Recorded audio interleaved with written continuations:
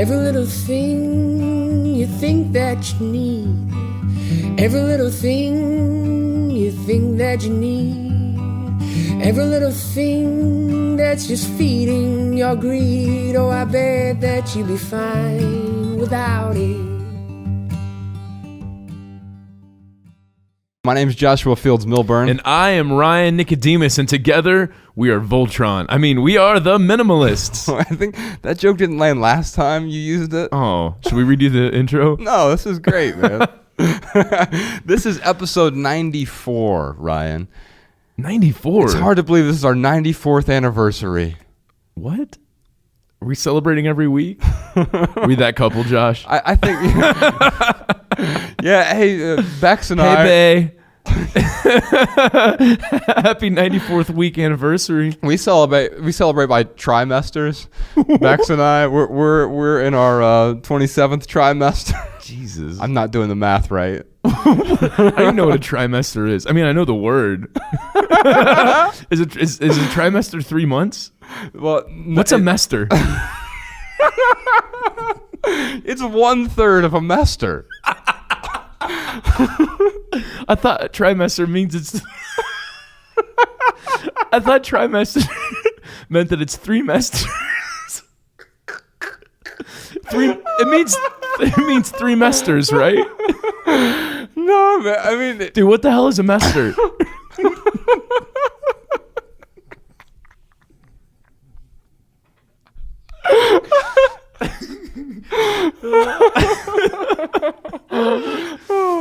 You better not cut any of this, Sean. Oh my God, this is so good. All right, anyway, before we dive into all the questions that we have about budgeting, which is not a funny subject, Ryan. It is very not serious. It is. We should go ahead and do right here, right now. We moved this up to the front because we added a new segment onto our podcast recently called Weightlifting with the Minimalists. We also do a bonus episode where we just do some weightlifting. We'll talk about that later. But right now, actually right here, right now, let's talk about what's going on in the lives of the Minimalists, Ryan. First off, speaking of hilarity ensuing, I have mercury poisoning. Congratulations. Why are you laughing at that? Congratulations. It was funny. I told you last week we were sitting down. I said I just got my heavy metals test back. So I did this blood and hair and urine samples. Did you mix it all together? Yeah. Just stirred it Sounds with like the your hair. doctor's got a weird fetish, man. And so, I've been working on some health issues over the course of the last couple years in particular. Really bad gut, which I've been fixing. And thankfully, I got rid of C. diff, which kills 14,000 people a year. And I've been working really hard over the last year with my team of doctors and Chris over at Nourish, Balance, Thrive. This is not an ad. It's not a promotion. I have to pay them every single month to do all these tests and stuff. But, man, he has helped me get my health back on track. And he's actually helping Jessica, our social media manager. She's also on the road with us.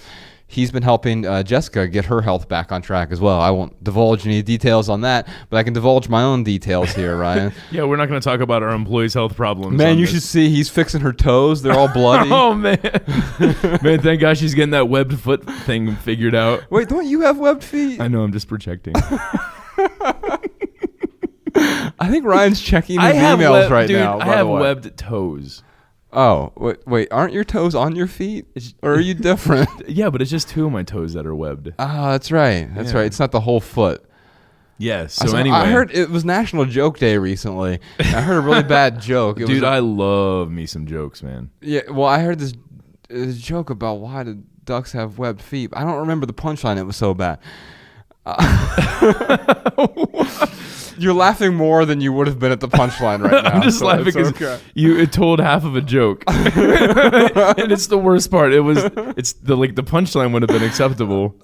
What, just telling you the punchline? Yeah, that would have been more acceptable than telling me a joke and then not remembering the punchline. So Ryan, ask me what the secret to a good joke is. Hey, Josh. What? What's this timing? Now, I've been doing this to Ella recently. Yes. And she doesn't understand jokes for some reason. She'll just start crying when I interrupt her. Yeah, I mean, I have some good, she makes some accidental jokes. Oh my god! Did I tell you about remember when that meme was really big, Ryan? When people were like looking at other people's shoes and they would say, "What are those?" What's a meme?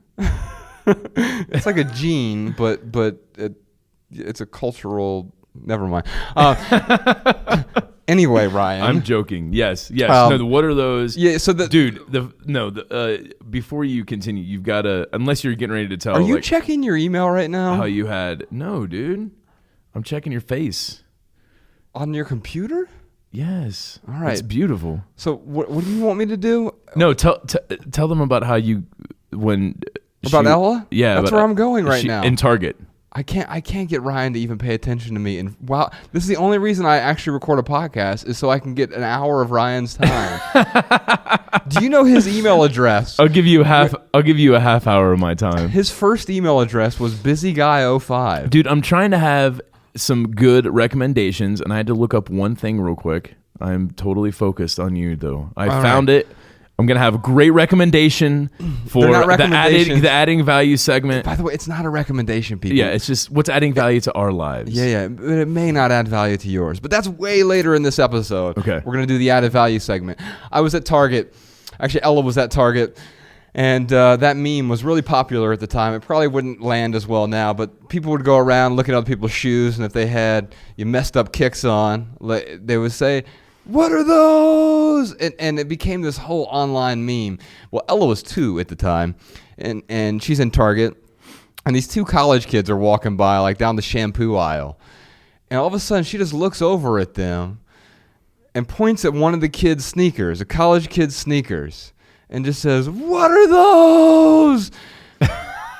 And these kids, like, they just lost it because it's where cultural memes are most prevalent is with the youths. With the youths. And perfect timing. Yes. Not just like right there in Target, but like it was in vogue. Yeah. It still is kind of. Yeah. Actually, I had an idea this morning. I was at the sauna this morning, which we'll talk about in a second. And I had this idea of what if you went around and like tried to. It would be sort of this meta comedy, like where you went around and you tried to revive old memes that were no longer in vogue. I would not watch that show. It'd be hilarious if you had the right person. If it was like Ali G or something. Oh yeah, or like Borat. Right. Well, that's the same. I know that is Ali G, but if he particularly did that bit as Borat, that would be great. Yeah. Even if Borat did "What are those?" I mean, it would just be. Oh my God, that'd be so good. Yeah.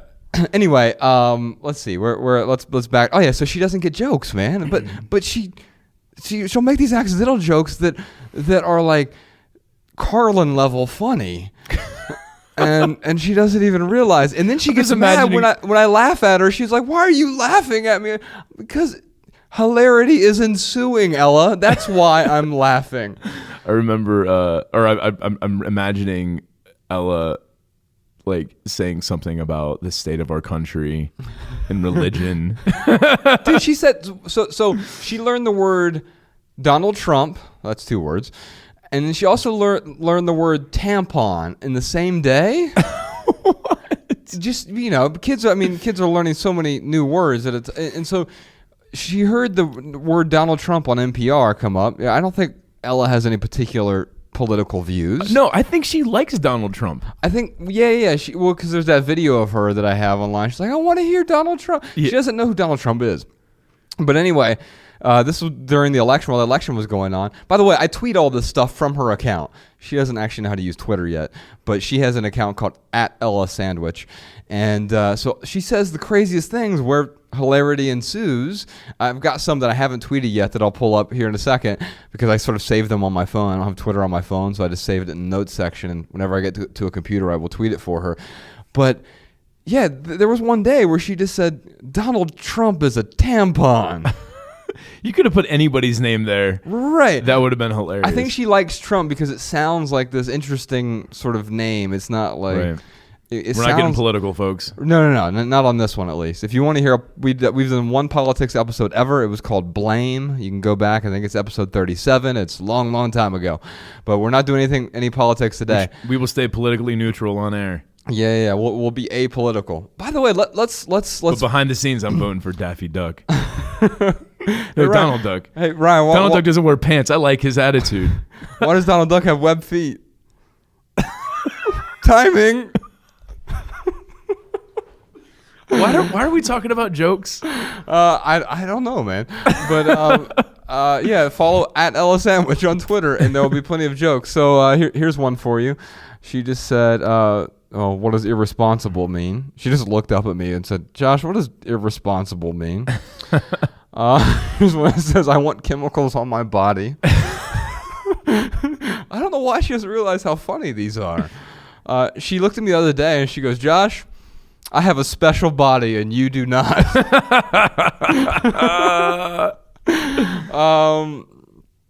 Yeah. I sleep with my mouth open sometimes.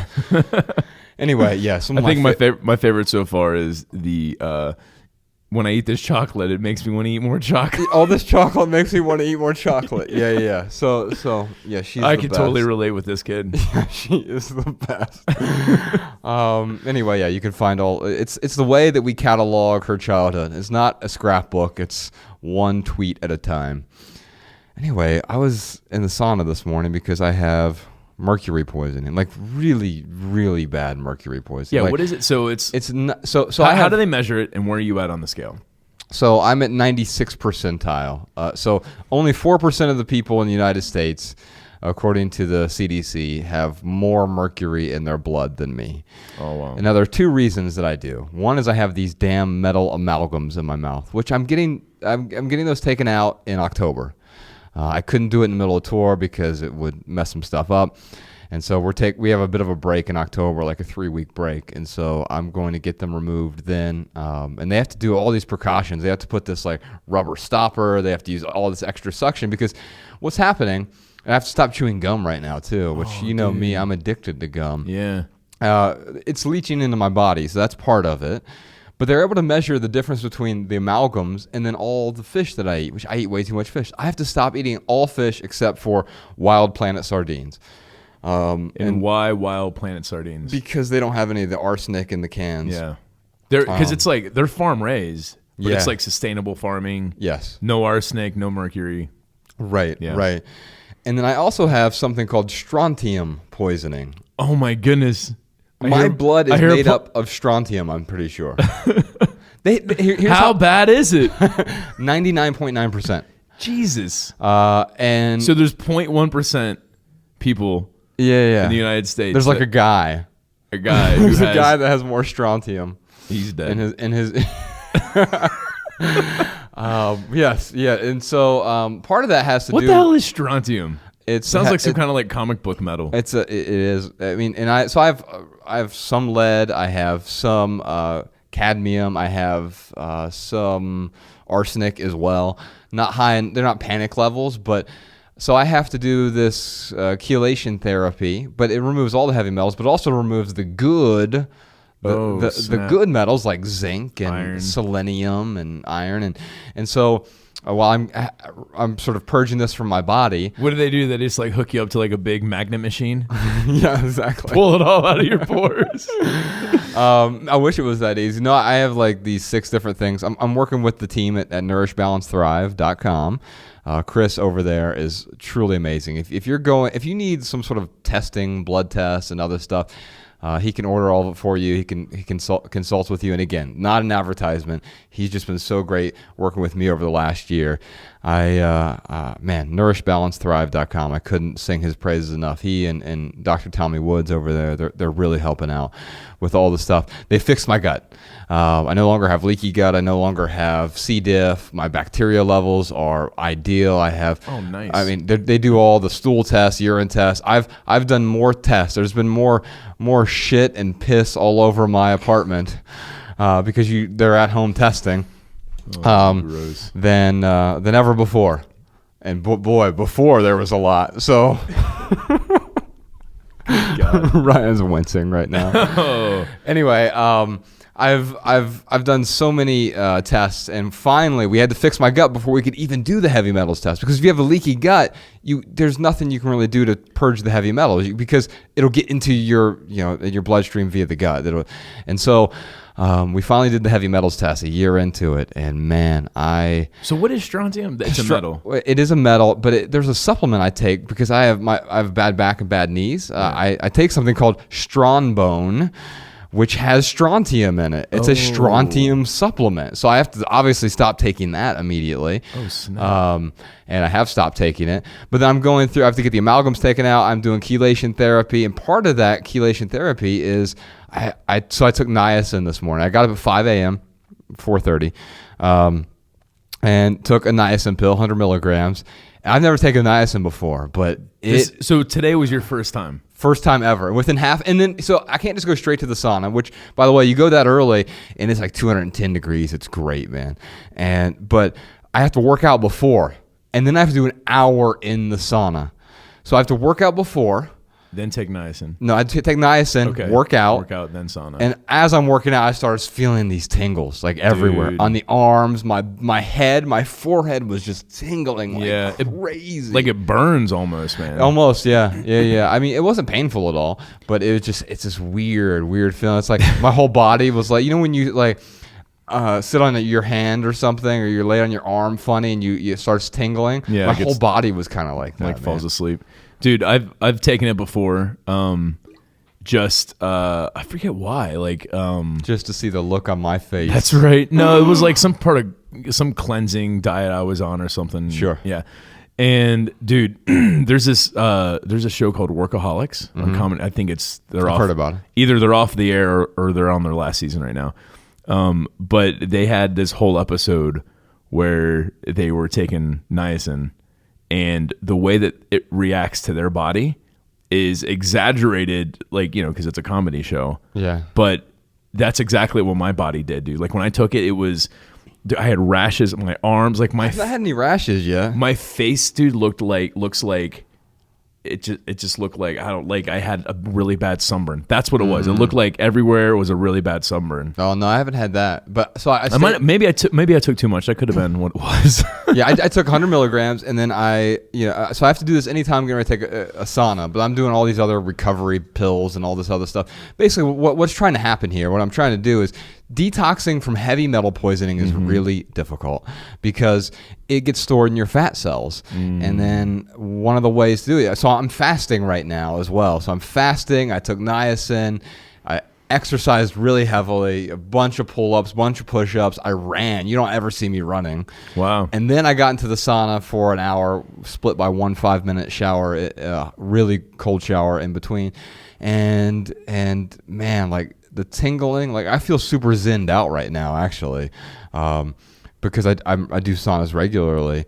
But man, I'm trying to do is sweat it all out, and then I can't eat for at least several hours after that. But then also, one of the things he recommended is doing a ketogenic diet, which we just talked about on the Nostalgia podcast, episode 91. So I'm looking a lot more into the ketogenic diet because I want to avoid the keto flu. But I started it yesterday. And you did start the ketogenic diet. Yeah, I started it yesterday, and I'm not doing the full 4-to-1 ratio. Dude, if I had meal plans, like I need something prescribed to me. Yeah. Because like for me to be like, oh, you can have some nuts, you can have some sardines, you can have some ice cream, you can have. You can't really do ice cream, dude. Yeah. I was listening to that Joe Rogan podcast with with Dr. What is his name? Dom D'Agostino. Yeah. Episode 994. Yeah, and like Mariah and I were just listening to that yesterday. We were walking and taking that in. And he was like, yeah, I eat cheese every day, just like a little bit. It'll keep me out of ketosis. So it's like, I know that if I start flirting with cheats, that like it's going to be a waste. You measure it. You measure your blood every day. So you know whether or not you're in ketosis or not. If you're above 0.5 millimolars, then you are in ketosis. Here's the thing, though. The reason I'm doing it isn't for like a lot of the benefits some people do because they get super shredded or whatever. No, or other people do it because of cancer prevention, because or fighting cancer as well. So preventing or fighting cancer, or epilepsy was a big one. But the reason I'm doing it is I'm trying to expel a certain amount of fat. I have a relatively low body fat percentage, but the the fat is where all of the heavy metals are stored in my blood, right? Mm-hmm. And so I have to get rid of as much of that as possible. So the niacin will help with that, but then fasting and then doing a ketogenic diet where your body starts burning fat instead of burning glucose from carbs and from protein. I'm not doing the full 4-to-1 ratio. So 4-to-1 ratio would mean you have 4 grams of fat for every 1 combined gram of carbs and protein. Mm-hmm. So it's a low protein, low carb diet, high fat diet. Yeah. And so what did you eat yesterday? What was your? I had. So the only sort of carbs that I had that weren't leafy greens was 1/4 of a beet, and I had I had a shake or a smoothie in the morning, and there was a bag of kale in it. There was 3 tablespoons of coconut oil, like MCT oil or brain octane oil, and an entire avocado. Oh, wow. And bag of kale, avocado, MCT oil. This is your smoothie. Yeah, a 1/4 of a beet. Okay. And some, what's the stevia, the sweetener. Oh, okay. A giant tablespoon of organic cacao powder. Okay. There's no carbs or sugar in that. No, there's a few carbs, and there's no added sugar. And then I had a can of sardines, and I had all the oil in it as well. Dude, that podcast, he was like, dude, a can of sardines is such a treat for me. Yeah. I was like, I want to get to that point. Well, yeah. I love sardines, don't get me wrong. Yeah, I mean, they're fine. And then I had for dinner, I had a giant salad with a ton of olive oil and olives and peppers and a big piece of chicken. And that was pretty much it, man. Nice. Are you doing any of the supplements that he was recommending? So I'm using an app. I've not done the exogenous ketones yet. I'm looking into that this week. But there's this new app that I'm using to track all my calories. And is it the Avatar one that he recommended? No, it's not the Avatar one. That one was not nearly as good as this one called MyFitnessPal, which Under Armour actually owns now. Okay. But I've got the free version, but you can track all your calories. So I'm still getting 2,300 calories, but most of it's from fat, and I feel hungry, man. Because I'm still... My body's like, give me some carbs. Right. I need some carbs immediately. Yeah. So you mentioned the ketogenic flu earlier. Yeah, the keto flu they call it. So the keto flu is basically it's this 2-week period where you're basically withdrawing from carbs. You feel like you have flu. Yeah. And you were saying you were doing what to minimize it? 2-to-1 ratio instead of 4-to-1 ratio. Oh, gotcha. Okay. And I'm gonna be playing around with it, and if I get the keto flu on the road, I'm going to have to go back to getting some carbs in my diet and playing around with it. Tracking it's going to be really important, but I'll have Beck and she'll probably put this on her blog, minimalwellness.com as well. I'm going to have her put together a meal plan for me. And if you're interested in something like that. No, Mariah and I, we want to do this diet. Okay. Because it'll help. Yeah. Because it'll help with some of the stuff she has going on too. Yeah. You just want to get really extreme with it. But, and by the way, we are not scientists. We're not recommending this to anyone. No, in fact, we're not nutritionists. Yeah, even in that interview with Rogan, he was saying how, this is not for everyone. Right. Yeah. Right. And for me, like it wasn't for me either until I knew that I had this mercury poisoning. I'm willing to sacrifice the carbs so that I can. Man, I got to expel this mercury from my body, and it's so high right now. And my strontium levels too. My strontium level 61 is considered poisonous, and my strontium level was 810. Good God, 810. That is crazy. Yeah. So anyway, I'm working really hard. Whether it's the chelation therapy and everything with Nourish, Balance, Thrive, and Chris's team over there, ketogenic diet, removing the amalgams from my mouth. And I've already fixed my gut before doing this. And so the amalgams, does that cause strontium poisoning as well? No, it's mercury. Oh, okay. Yeah. Okay. And let's see. We're moving somewhere, but we're not going to tell you where just yet. To be continued. This is episode 94. So the next episode is episode 95. We've been in Montana, Ryan, for the last 5 years. We've traveled a lot during then, obviously. let's give them a little bit of a teaser. We're moving to one of the 40 cities that we had a tour stop in this year. That's accurate, right? That is accurate. That's somewhere in North America, either the U.S. or Canada. We're moving to one of those cities, and we're going to talk all about it. We're doing an episode called Relocating next week, episode 95. So go ahead and subscribe to our podcast if you don't already on iTunes or Stitcher or YouTube or where do kids listen to podcasts? Spotify. We're on Spotify even. We're on the NPR One app for those of you who are sophisticated and have NPR as your main place to go. Wherever you subscribe, then next week we'll be talking about where we are moving. And again, it's one of the cities that we've been on tour in this past year. Speaking of tour, Ryan and I are hitting the road once again. When does this episode come out, Ryan? This episode comes out on, this one's budget, the 29th. Oh, man. So in 2 days, Ryan, our first tour stop in Canada this year. We're doing 6 cities in Canada starting August 31st. We're going to be in Toronto. Now, that might already be sold out by the time you're listening to this. It's sold out twice already. Yeah. And we've gotten a larger theater, and this is the last time, though. We're not going to keep upgrading, right? We're not going to be in a Superdome or something. No. Do they have a Superdome? In Toronto? Yeah. Of course they do. Isn't that where the Superdome is? I have no idea. The New Orleans Superdome is in Toronto, right? We're going to be in Toronto, and we have 6 cities in Canada. I'll just go through these really quickly. Ottawa, Montreal, Vancouver, Calgary, and Edmonton. Some of those are already sold out. Less than a dozen or so tickets in most of those cities by the time this comes out. So go to lessisnow.com. It's called the Less Is Now Tour. And then from Canada, we're headed to New York City. We've got 3 stops in New York. 2 of those are sold out. We added a new stop in Brooklyn. And we've got some special guests on all of these. Philadelphia, we're going to be, I shouldn't say we have special guests at all of them. We have special guests at a lot of these events, including that new Brooklyn stop that we added. And then we're going to head over to the Mountain States after Philadelphia and New York City. We're headed to Salt Lake City, Denver, and Phoenix. Some special guests there. Denver might be sold out already. And then down to Texas. Austin, Texas is sold out. Dallas and Houston, there are still some tickets left. Nashville, Washington, D.C., Atlanta, Tampa might be sold out already.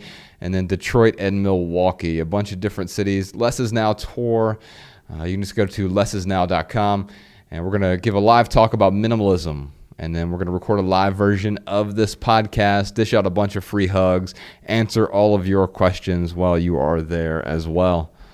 All right, what else do I have here and right now? Oh, I'm teaching another writing workshop. It's my last writing workshop of the year. I've done 2 others this year. This one will sell out. It is October 22nd. What I've done is I've taken my 4-week online writing class, distilled it down into the essence in 2+ hours of this live online workshop. You can find the details of that at howtowritebetter.org.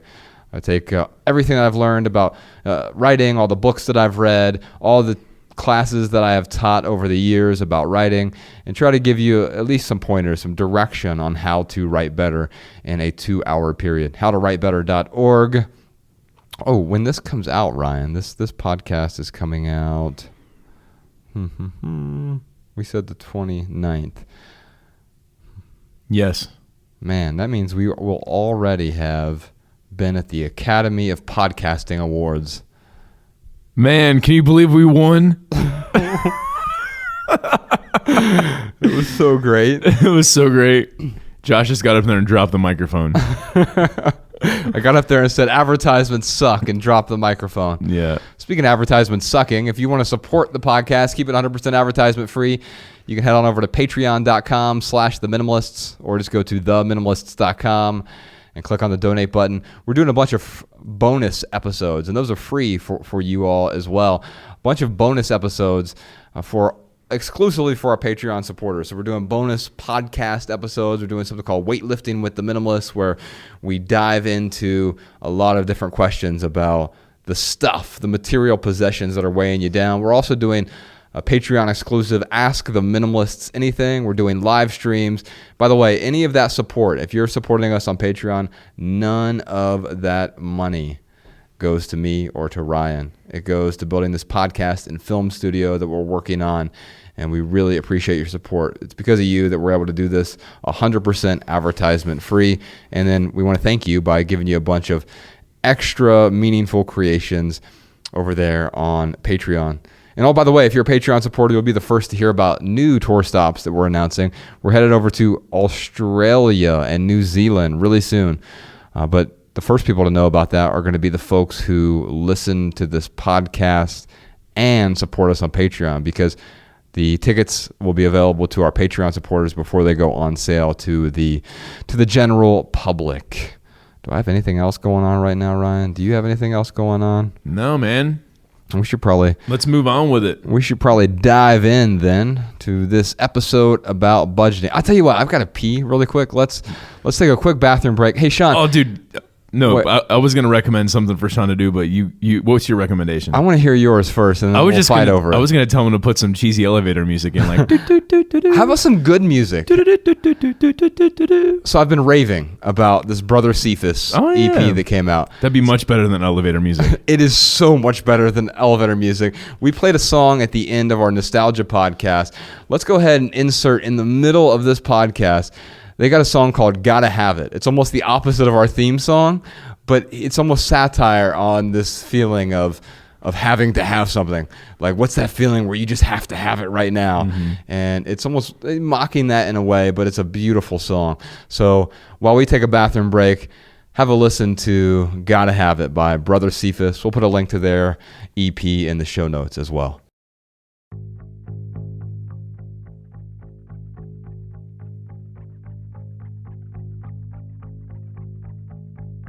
I am a charmer, I'm farther from wrong than you'll ever know. I am as quiet and calm as love being made, and I gotta have it. Do you know the feeling when you need one? Really need one. Too many questions, is it really a need if you don't know? It's feeling ashamed of the debt that you have to pay. There was a song I used to sing when I could remember the melody. Time robbed me blind in the night and then flew away. But I gotta have it. Do you know the feeling when you need one? Really need one.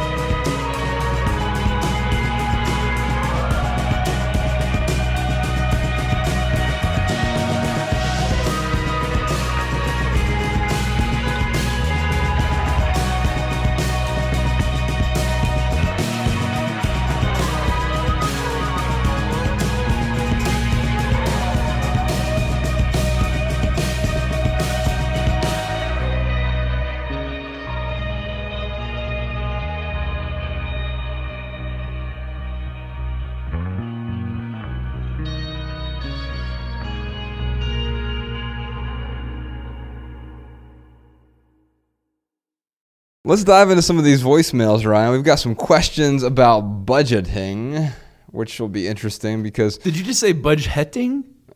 Isn't that what you prepared for? The budgeting? Wait, what episode is this? Just say Cool Whip. All right. Dark chocolate bar. All right, our first question is from so I wrote down her name phonetically. Alana. Our first question is from Alana in San Diego, California. I noticed that you were talking about Dave Ramsey in one of your previous podcasts, and I just wanted to know, I've listened to him for a while, he's fantastic, brilliant. I just wanted to know what your perspective on credit is. So Dave Ramsey, I know, is all about no credit, absolutely not. It doesn't help you in any way. Don't get a house loan, and if you do, even with no credit, it's better than bad credit. But I just kind of wanted to know what you guys thought about credit. All right, Ryan. So Dave Ramsey says that that your credit score doesn't really matter, and I can tell you, it's one of the things that was hard for me to adapt to at first. But because to sit here and because he has a credit score of 0, right? And to recommend that for everyone sounds really crazy. I do recommend it for everyone, but I know I'm a lot more hardline than you on a lot of stuff with respect to budgeting. Well, no, I'm not saying that I wouldn't recommend it. I'm just saying recommending it sounds insane. Well, especially because we've been acculturated. Dude, this whole country is ran on credit, man. You hear advertisements that say fix your credit. From consumer debt to government debt to I guess foreign debt would be the same thing. But I mean, this whole country is where the world runs on credit. Are there any countries out there who were like net zero? I don't know, man. I'm sure there are some Middle Eastern countries where... Oh, yeah, like Saudi Arabia. Yeah, okay. Yeah, where they have huge surpluses. Now, but for all intents and purposes, like the world runs on credit. Yeah, but it's not credit is the problem, right? It's not a credit score. It's a debt score. Right. They all run on debt. Yes. Yeah. And so we use this term credit, like we say credit card or what's your credit score. But maybe if we were just to flip it around, use different nomenclature, and we say, what's your debt score? What's your debt car payment? Yeah. And so... Or what's your debt payment for your car? Yeah. She asked, is credit good or bad? And my answer to you is, it's not necessarily good or bad. It's unnecessary. Yeah. And I'm running into this recently. Now, I do have a credit score. Full disclosure here, because I have a business credit card that is attached to my name. And so, but it's something we pay off every single month. And therefore, I don't have a 0 credit score. I'm sure my credit score, I have no idea what my credit score is because it doesn't matter to me. But here's what I'll say. There are, if I look at it, I think no credit score, having a 0 credit score, it's not even a 0. It's just not having a credit score, right? It's not playing the game. That's probably your best, most ideal scenario, having no credit score whatsoever. And I'll talk about why here in a second. But I think beyond that, it's better to have a good credit score than to have a bad credit score. Of course. So if you were to list them in sort of descending order, no credit score is best. If we're going, and then after that, it's having a good credit score is better than the third option, which is having a bad credit score. So yes, if you have a bad credit score, you may just want to bypass the trying to fix it and I'm going to have a good credit score. No, you want no credit score. And that has to do with paying off debt, not having any revolving debts, and then working toward working toward a scenario where you never have to use credit again. Now, 0 credit score though, wouldn't that be considered a bad credit score though? No, it's not a 0. It is no credit score. So having no credit, wouldn't that be considered having bad credit? Like when I think about like when we were managing retail stores. Sure. We did a credit check. Yes. For people who wanted cell phones. Exactly. Someone who had bad credit versus someone who had no credit, they both came back as I think it was like a $400 deposit or something. Right. But then, of course, what did we have? For the people who had no credit score show up whatsoever, we had a review process. That's right. And I'm finding this now so we are moving really soon. We're not telling you where just yet, but when I'm out house hunting, right? Or apartment hunting, really. Home hunting, whatever it is. Yeah. I'm finding that, people are going to ask they ask about credit score and everything, but it's much more about, can I afford this place? Right. That's the real question that they're asking. Right. Now, there are people who make $10,000 a year, have massive amounts of debt, and can have a good credit score because they're playing the game. Mm-hmm. But if you make $10,000 a year and you want to rent a place that is $1,000 a month, wait a minute, how are you going to afford this? You can't. And so an apartment complex or a individual who's renting a house to you or whatever, they're not going to rent a house to you just because you have a great credit score. It's about having these individual conversations with people. And so I've been talking to the homeowner of the place that I'm looking to rent right now, which we'll talk about on the next episode. And you have to be able to justify, can I afford living in this place? To that person, I have to justify it to myself first, obviously. And then you have to be able to say, well, here is my income.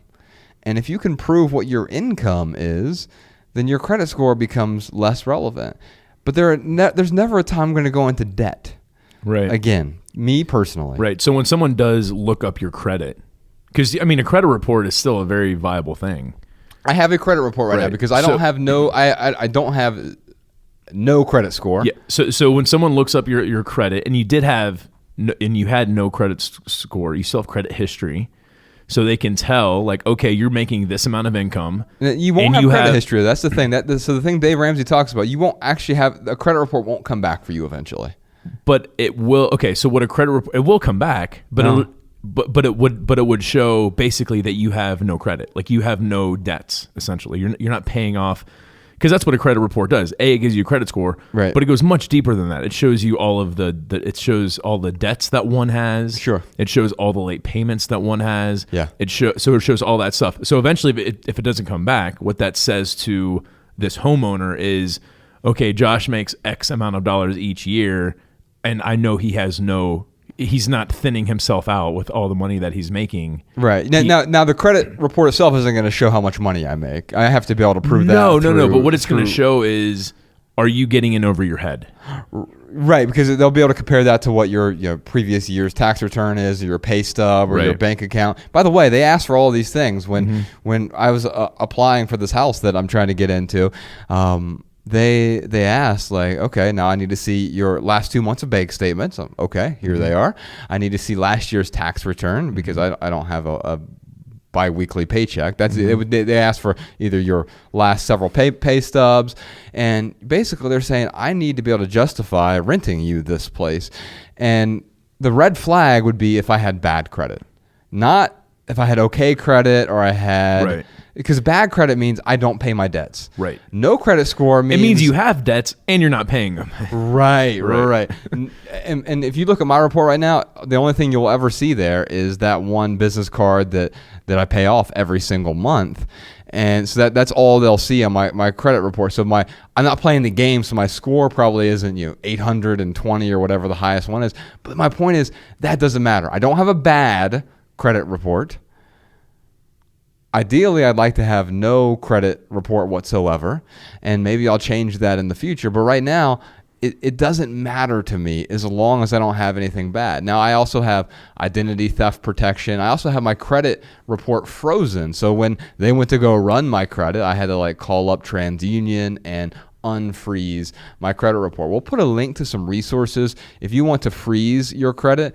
That way, I tell you what, Ryan, if you were going to apply for a car loan or something, or we would have this when we worked in the corporate world, we ran someone's credit, their credit score would be frozen. That means that other people can't open up accounts in your name. Mm-hmm. And that's why I have my credit frozen, because I'm never going to run a credit report unless I'm applying for a house or a cell phone or something. One of these very rare exceptions. When I say applying for a house, I mean to rent a house. Mm-hmm. And personally, I wouldn't want a mortgage either. And again, I'm not criticizing anyone who does have a mortgage, but you need to be able to afford not just the monthly payment on the mortgage, but for me, if I were to ever decide to go that route, I would want to be able to put 50% down. I can't afford that right now. put 50% down on a home and then be able to pay it off in 7 years. I want a 7-year fixed rate mortgage. I could see doing it in 15. We're one of only 3 countries that have, 2 countries that has a 30-year fixed rate mortgage. Do you know what mortgage means? What's that? It means death contract. Oh, that's right. Like it roots back to death contract. So yeah, think about that for a second. I mean, I'm 36 years old. If I were to get a 30-year fixed rate mortgage right now, I'd be 66. I have no idea. I loved Dr. Christopher Ryan's idea of the perfect life. Definitely not recommending this, but it's hilarious. Yeah. No, where he talked about, so we were on Dr. Christopher Ryan's podcast, and he talked. It's called Tangentially Speaking. Yes, great podcast if you've never listened to it. We'll put a link to that in the show notes as well. But yeah, he was like, well, isn't like the perfect ideal life is racking up as much credit as you can, like buying a house at 80 years old, because I don't know how old he is, 50 or 55. He's 50, 55. Yeah. And he's like, but when I'm 60 or 70, he's like, don't give me a 30-year mortgage. Mm-hmm. He's like, so the idea is to rack up as much credit as you can and then die. Yeah. But the problem is then like, the reason why you shouldn't do that, it's disingenuous. It is morally wrong. Yeah, morally wrong. But also that debt would transfer over to family. If there's any like direct family, like right. there are ways that you could really damage someone else's credit if doing that. But I thought he was obviously joking. He was joking. Yes, it was a funny joke. And so I like funny jokes. To just wrap up this question, is credit good or bad? No. Well, it's unnecessary. Yeah. Well, I think why you and I work so well together. Be the white devil's advocate, Ryan. No, it's not about being the devil's advocate, although I like to do that a lot. But I think that I am kind of like the voice of reason a lot of times, because you are super strict. Because I'm so emotional. That's just it, because you're not emotional. Uh-huh. So you can take emotion, put that aside. Uh-huh. And you're very strict with diet. You're very strict with, your junk drawer doesn't look like junk. Like it's the most organized junk drawer I've ever seen in my life. And you're very strict when it comes to these rules. So I'm going to be the voice of reason just for a second. Yeah. What I'll say is you're actually the voice of emotion here, but go ahead. Okay, the voice of emotion. Thank you, friend. The thing is that I agree with you 100%. Like it is unnecessary if you are making very deliberate decisions. If you are planning ahead, you are not. It's like people need a car to go to work, but they don't have to have a $20,000 car loan so they can have a super nice car to ride to work in. Right. They could go buy a $1,000, $2,000 car, right, and then save up for a nicer car if that's what they want to do. Yes. But what I will say is that, credit, is it good or bad? Yes, it's unnecessary. It is still a tool. It is what it is. It's a tool I hate to use. Like, have you ever used a jackhammer, Millie? Yeah. Dude, it sucks. I hate using a jackhammer. Mm-hmm. But sometimes it's necessary. Yeah. So I guess I'll just, I'll leave it at that with my 2 cents. When's it necessary? Oh man. Well, I think it's to each their own. I mean, I could give you when it would be okay for me. Like, if I was... When would it be necessary for you? Okay. When I was 18 years old, my dad had, like, college... Like, the end of the world was going to come. There's no reason for me to go to college. Right. So, there was no savings for college. Mm-hmm. He certainly could not afford to put me through college. Right. If I wanted to, be a brain surgeon, I got to go to college for that. Right. So there are ways to get around it for free, and there are people who have absolutely done it. Yeah. But there might be a scenario where it's like, okay, taking one of these subsidized loans. But what's that scenario? If you can't get your entire tuition covered. I know some people have done it, but for me to say that 100% of the people who want to be brain surgeons could go through brain surgeon school for free, that's ridiculous. Yeah, and that's absurd to think that. That's not what I'm saying, and that's not going to happen. Right, so that's what I'm saying. If I wanted to be a brain surgeon and I wanted to put myself through school and I wasn't able to get 100% of it covered, maybe I'm able to get 50% of it covered through tuition and grants and so forth and so on. Right. then I could see myself taking out like a subsidized loan or something. Yeah, I wouldn't, and here's why. I think that when you talk about that, 100% of brain surgeons going through med school, no, most of them are going to get loans. There's no question about that. That's just statistics. That doesn't mean that we have to follow the same path that everyone else follows. What I'm saying is there a brain surgeon who made it through all of college and left debt-free? The answer is unequivocally yes. Yes. So you have a recipe. Most people aren't going to follow the recipe. Right.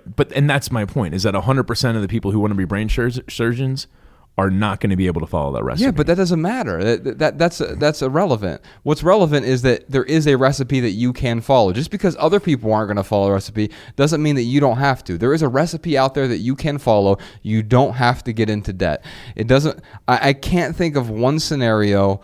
I'm open to the idea of scenarios where you can, and debt will be extremely helpful. The one that stands out that you use sometimes, where you talk about Mark Zuckerberg, who took out a 30-year fixed rate mortgage on his mansion, on his $10 million, $20 million mansion, because he has because that $20-30 million, whatever it is, you can leverage that to make 6% on average just in index funds. Yeah, so he can put that money in index fund, but the key for him is he can afford to do that because he's rich enough. Yeah, if you have the $400,000 it takes to get through med school, and you'd rather invest it elsewhere and then get the student loans because you have that money sitting somewhere in some other account that you can pay off. Yeah. I get that. If we're talking about leveraging, but I think the only time you can afford debt is if you can afford debt. I guess what I'm trying to do here is I really don't want our listeners, because every single one of them, not every single one of them, but the majority of them are in debt right now. Yeah. And you know what, Josh Americans. and I, yeah, exactly. Well, they're not all Americans. 53% of you are Americans. The other 47% are in the other 192 countries. We're not trying to make you feel bad about having debt. What we're trying to do here is challenge you to become debt-free and to leverage, not to leverage debt, but to not look as debt as leveraging for a better life. Yeah. But to really look at how not using this tool will actually help you live a more meaningful life. So that's the only reason why I'm trying to be the voice of reason here. Yeah, the voice of emotion. Clearly, I mean, that's the thing, is you don't want people to feel bad. Yeah. So that's the voice of emotion. Right. Here's what I'll say. I do want people to feel bad. If you have debt, I want you to feel bad about it. But here's why. Not because I don't care about you. No, it's because I do care about you, and I want you to get out of debt, because experiencing financial freedom, it opens up so many other avenues for you. And in the meantime, I want you to feel some pain. I want you to feel a lot of pain around this debt, because I want you to put a plan together to start paying off the debt. So, yeah, absolutely. I just thought of another excuse as to why I would use debt. That's a great word. Go ahead. What, excuse or debt? When used together, I think it's perfect. Yeah.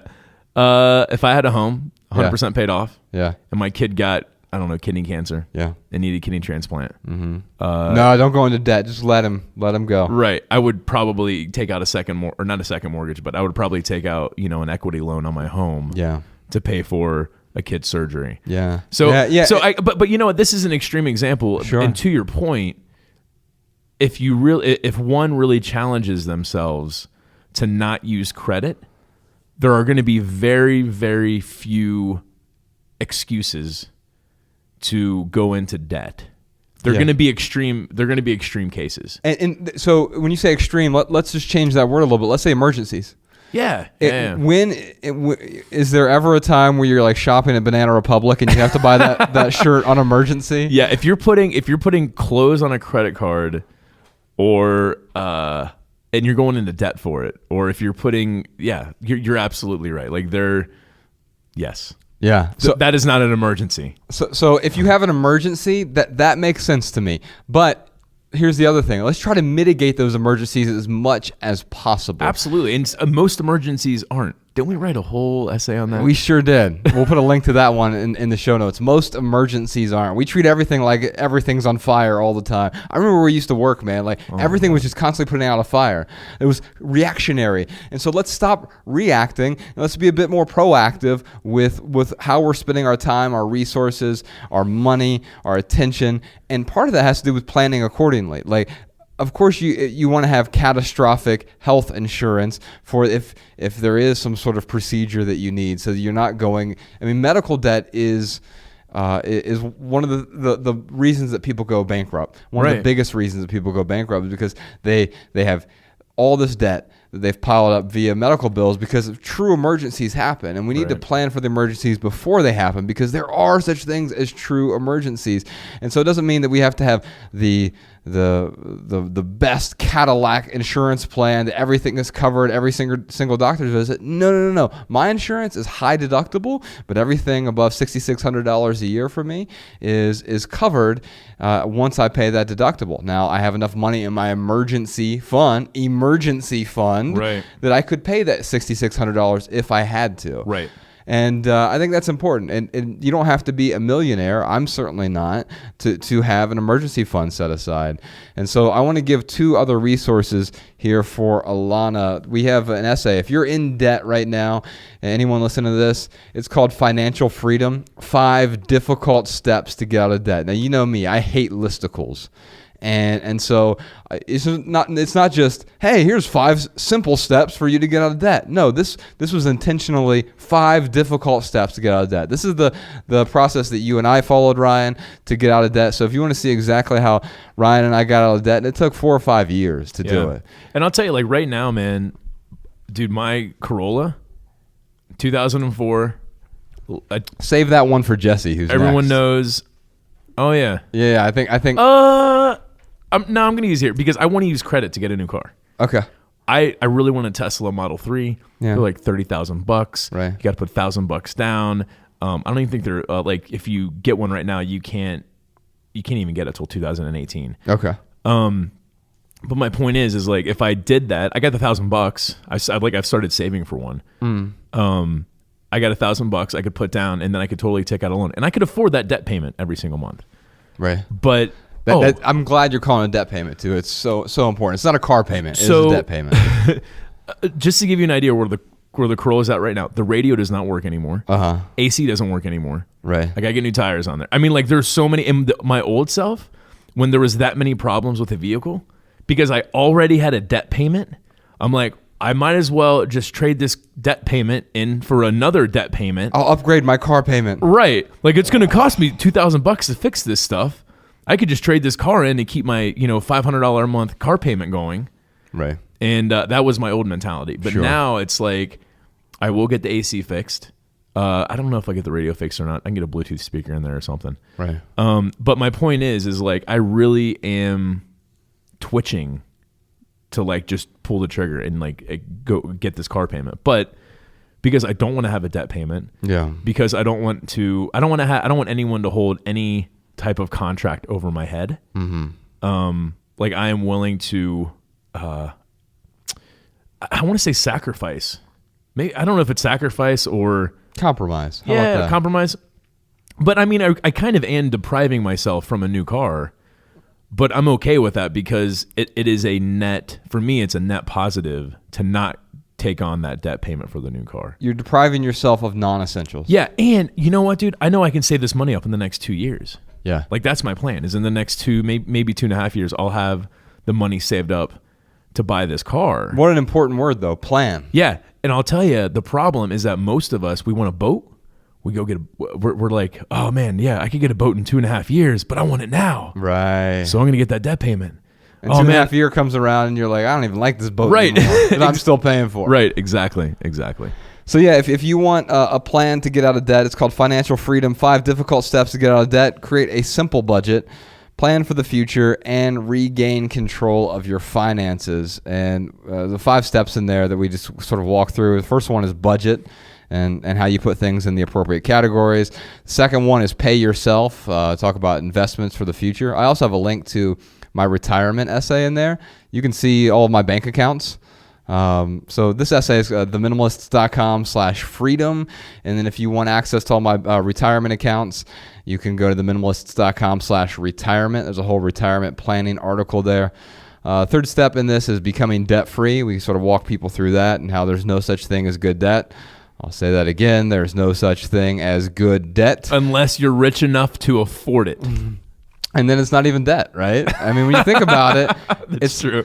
It's in a weird way. I was talking to Bex about this over the weekend. It's sort of self-insurance. So remember the company we used to work for, the large corporation, and instead of having law settlement insurance like a lot of smaller, medium-sized firms would have, they had an entire bank account set aside or division set aside. They were self-insured.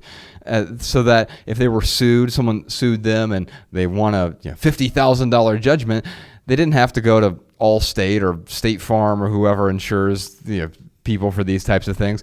Instead, they were self-insured. And really what you're talking about, Mark Zuckerberg is self-insuring his mortgage in a way, right? Because he knows he can pay it off at any time.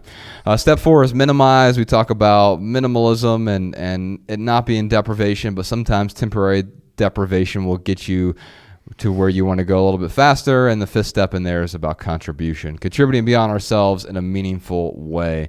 You can find that at theminimalists.com/freedom. I would love to give a copy of our book. Alana, she said in her voicemail, Ryan, she said she was an auditory learner. So it just came out in audio book, 6.5 hours. It's called Essential. There's 12 different chapters in this book, Essential.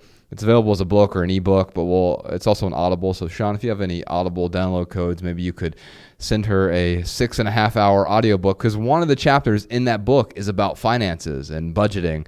And I think, Alana, you will find a lot of value in that chapter. Is that our longest audiobook? It is definitely our longest, yeah. So our shortest is minimalism. Not ironically. Very apropos. Yeah. So that one's like 2.5 hours. Nice. And it's our shortest book. And it's out in Australia now, by the way. Minimalism, Live a Meaningful Life. And the mid-tier, it's pretty close. It's over 5 hours. Everything That Remains, which is my favorite book out of everything that we have written. Our next question is from Jesse in Illinois. Jinx. Me and my partner of 5 years ended up moving in with his parents, and I had a question in regards to moving in with relatives or moving in with friends or roommates to minimize living expenses and to maximize, to open up finances to do things like pay off debt, and to also be able to save and plan for whatever passions we want to pursue in the future. Another question I had was regarding, in terms of paying off debt, what debt should be paid off in what order. An example is we have a car note, and a car is something that we need in order to work. So should we focus on paying on things like car note and student debt, or things like parking tickets that may have gotten out of hand, and other forms of debt that have just kind of collected along the way from being in a place where we couldn't really afford basic living expenses? All right, voice of emotion. It's going to be my new nickname. What? V-O-E. V-O-E. Vo. Jesse wants to know about paying off his parking tickets. Should I pay off my car first or my parking tickets? Oh, dude. Jesse. First, I wish... So, thankfully, we're building this new podcast studio, Ryan, because what I'd like to do right now is call Jesse. And there are a few questions I would ask him. The first one, I would ask him about his individual debts. But actually, even before that, I would ask him, how old are you? And because he has a lot of issues that a lot of young people have, people in their early 20s, and they're contemplating, should I move back in with my relatives? I'm moving in with a partner. Do we move into grandma's basement? And what do you say to that? Because I think my voice of reason will be different from what you're saying. I think that, living with mom isn't embarrassing if you're actually working towards something. Yeah, it's not embarrassing. No, or is it wrong? Dude, if I had the option of moving in with a relative to pay off a lot of debt. Yes. If I could get rid of if I could sell, I'm just, putting myself in a scenario here. I have a house, I got a, $1,200 mortgage, or let's just call it $1,000 mortgage for simplicity's sake. If I could sell that house, move in with my grandma, save $1,000 a month. Right. And pay her $200 a month. Right. Or even find an apartment that was $400 a month. I mean, there are other things you can do besides moving in with grandma, but if that's gonna give me the most leverage with my with my dollars, Right. then like I don't think there's any shame in it, man. Yeah. What's when I see, like what is it, like your stereotypical guy who lives in his mom's basement that He's 33 years old. Right, his couch is made out of pizza boxes and and like there is no plan to move out, and they're just simply kind of skating by, working part-time at, whatever, insert crazy part-time job there. Yeah. They're a part-time model. Here's the thing, Ryan. I agree with you. There shouldn't be any shame in this, but you used a word there that I will reiterate. What's your plan? You said plan. So the other question I would ask Jesse here is how long? And again, once we have this new podcasting studio, we will start taking live callers on the air. He was asking how long he is. No. I'm saying how long? How long are you going to be there? If you're moving in with, I don't know who the relative is, but let's say it's grandma's basement. Yeah. With your partner. First off, that's going to put a strain on your relationship. So, So you're giving up one cost, which is your rent payment. It's a strain on multiple relationships because it's relationship with his partner. Yeah. But it's also a relationship with his partner's parents. Yeah. And their relationship with their partner. So there are a lot of different relationships being affected and strained. Yeah. So we're saying partner's parents, not grandma's couch, so partner's parent. If you're moving in with your partner's parents, I think that's what he said. His parents, partner's parents. I think that's what he said. Okay. And so if you're moving in with them, you're putting strain on both. So that's an additional cost. So you might be saving the $600 a month in rent or whatever your rent was before, or you can move to a small studio apartment with your partner and find something that's $300-$400 a month. You depending on you're in Illinois, you can find something relatively inexpensive as long as you're not in Chicago. If you're in downstate Illinois, you can find a place. Midwest is very reasonable. Yeah, absolutely. Anywhere Midwest. Yeah, except for Chicago. Yeah. And maybe a few other places. Yeah, like 90% of the Midwest. For sure. Yeah. And so my point is there are some other costs that are going to be associated with moving in with your in-laws. Moving with your in-laws or your partner's parents. And so like if you're moving in, so someone asks you, Jesse, why did you move in with your partner's parents? And you answer back, so we could save money. Like that's kind of an incomplete answer. Yeah. It's like, what are you saving the money for? Yeah. Oh, we're saving money because we plan to be debt free in the next 5 years. Right. Like that is a much better, much direct answer. And that's going to like if someone told me that, like that would make sense to me. Oh yeah, like okay, you're living with your relatives or your parents, so you can pay off your debt in the next 5 years. That's a great plan. Yeah, and personally, I wouldn't ever do it. I would never do it longer than 6 months. Personally, Josh, you wouldn't live with anyone longer than 6 months. Well, I mean, besides Bex, yeah, and Ella, but I'm saying, and even that's difficult for me. I mean, here's the thing. I would never do it, period. I would never move in. But here's why. I would find a way to better use that. Because here's the thing. It's not free. You move in with the in-laws, it's not free. It better not be free for you. You better be doing something around the house to contribute. As much as you can. You better contribute. Now, how are you going to use... I could use that time differently to earn a different income, to develop some sort of side hustle, to drive for Uber or Lyft or whatever, to deliver pizzas, which I've done in the past to pay off my debts, instead of moving in, because I know what that would do to me. It would strain my relationship with my partner.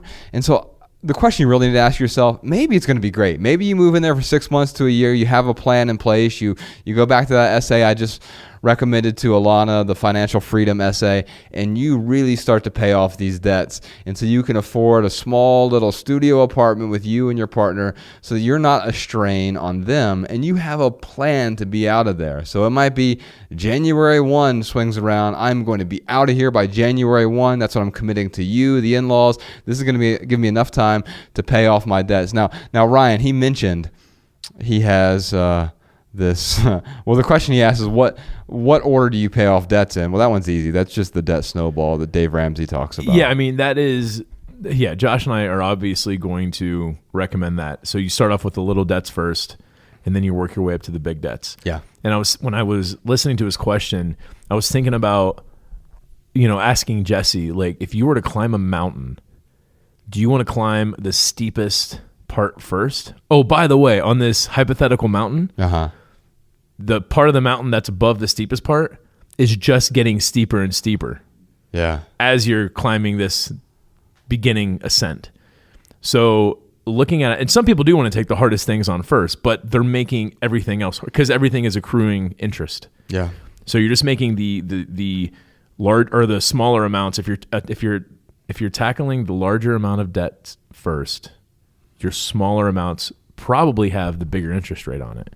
Quite often they do. I mean, and the thing that Dave Ramsey would talk about is it doesn't really matter. What you're trying to do is build momentum. And if you have 16 different debts, a lot of them are going to be really tiny ones, and you get those tiny victories up front where I'm going to pay off this $37 credit card, and I've got another credit card that is $119, and you feel like you're gaining momentum, and it allows you to better tackle the other debts that are in front of you. Dude, if you don't pay your parking tickets and you get busted, they're going to take away your license. So it doesn't matter if you have a car or not. Yeah. So, dude, pay off your parking tickets. You've got to pay your parking tickets. But here's the other thing. This is going to be hard to hear, Jesse, but you got to get rid of your car, man. You got to get rid of that car and buy something that does not have a car payment. But I can't afford it. Yes, you can. I know you said you have to have a car. But my commute is an hour each way, and I got to have a $50,000 luxury car to enjoy that commute. Right. Well, guess what? Ryan is debt-free, and he has a 2004 Toyota Corolla with 300,000 miles on it. Roof leaks, radio's broken, AC doesn't work right now. You'd be lucky to get $1,000 for that car right now. Oh, my God. And so here's the thing. Someone would buy that car off of you. My point is, Jesse, buy the equivalent. Buy the beater. Buy the junker car until you get out of debt. You got to and you can upgrade eventually. And you can go from one junker to a slightly less junky junker.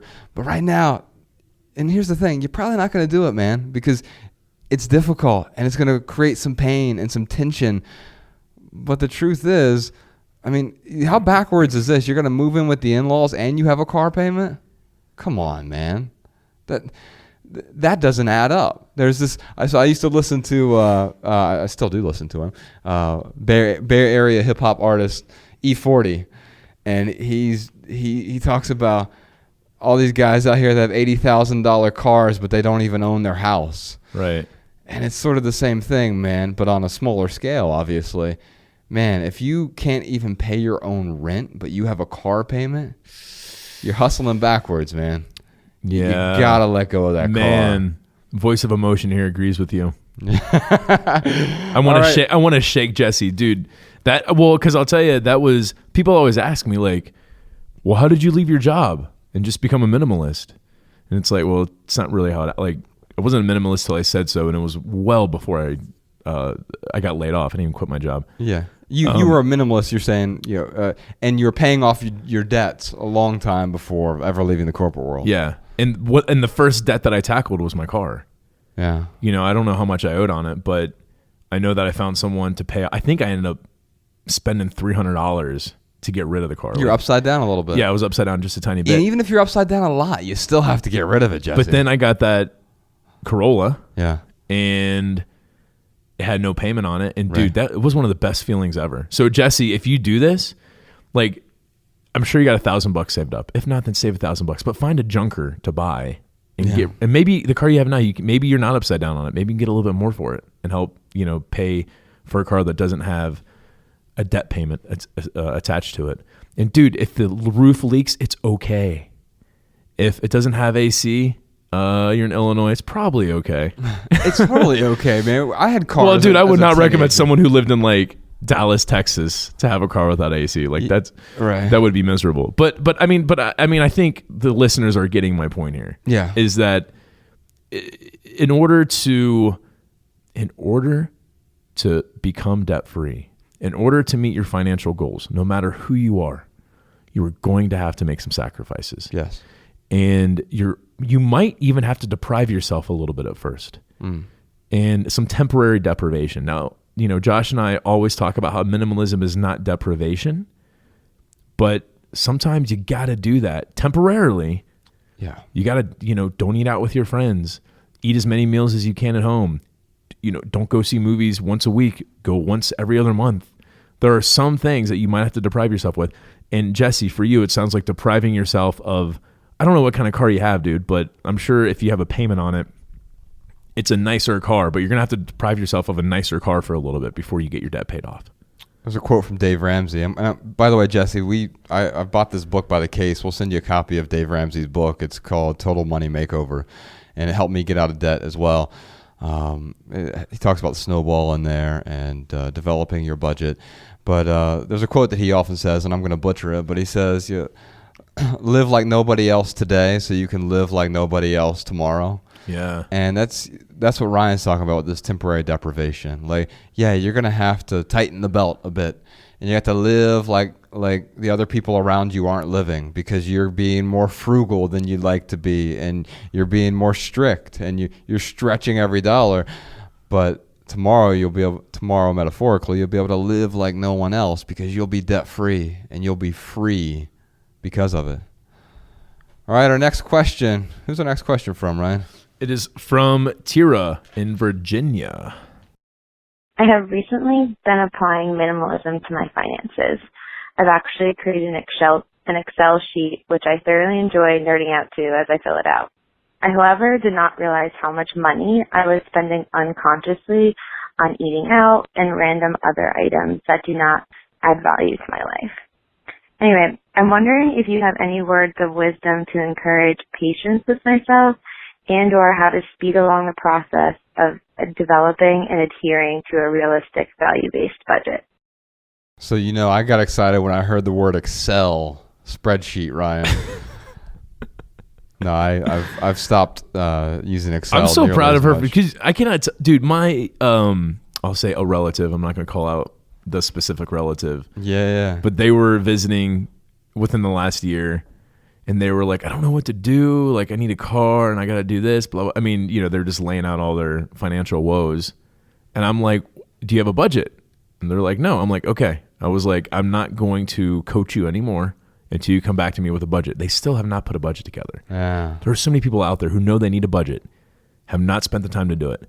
That is, if you can't take the first step, then you're never going to become debt free. Yep. And so Tira, just congratulations on putting the Excel spreadsheet together. That is an awesome first step. And it's a hard one because it makes you look in the mirror and it makes you be honest with yourself. Well, it's scrutinizing too. Like, so in a weird way, I'm budgeting right now with my diet. So I talked about doing the ketogenic diet early on at the beginning of this episode.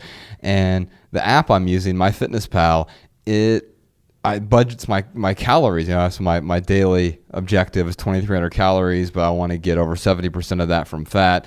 And so I find that like I'm budgeting in a different way, and it makes you scrutinize. Like, oh my God, I did not know that a tablespoon of balsamic vinegar had 1 carb in it or whatever. And so like I'm sorry, I'm just having visions of me taking on this diet and freaking out about a tablespoon of balsamic vinegar. Oh, dude, you're toast, man. All right, I'm sorry. I didn't mean to derail you. Keep going. Yeah, and no, I mean, but like bacon. So I'm eating bacon now, right? But bacon is cured with brown sugar, so like I can't even really do much bacon. You think of bacon as this nice fatty thing that's going to help your fat. It does, but bacon is always cured with brown sugar. That's how you make bacon. Now, Josh, did you know that if you say beer can in an Australian accent, it sounds like bacon in a Jamaican accent? Prove it. We don't have time. Keep going. All right.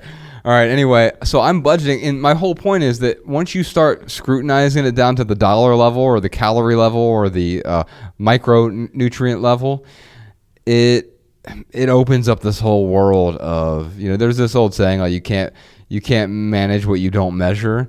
And I don't know that that's always true, but I think that it is so true for diet and especially for budgeting your dollars, knowing where every dollar is going throughout the month. Now, an Excel spreadsheet might be ideal for Tira, but there's a really good app out there, and it's free, by the way. It's called Every Dollar. Oh yeah, it's Dave Ramsey's app. Yeah, it's Ramsey's app. Yeah, and so I used the paper version of it a very long time ago. And that helped me. The whole envelope system that he uses helped me. But Every Dollar, it's a free app.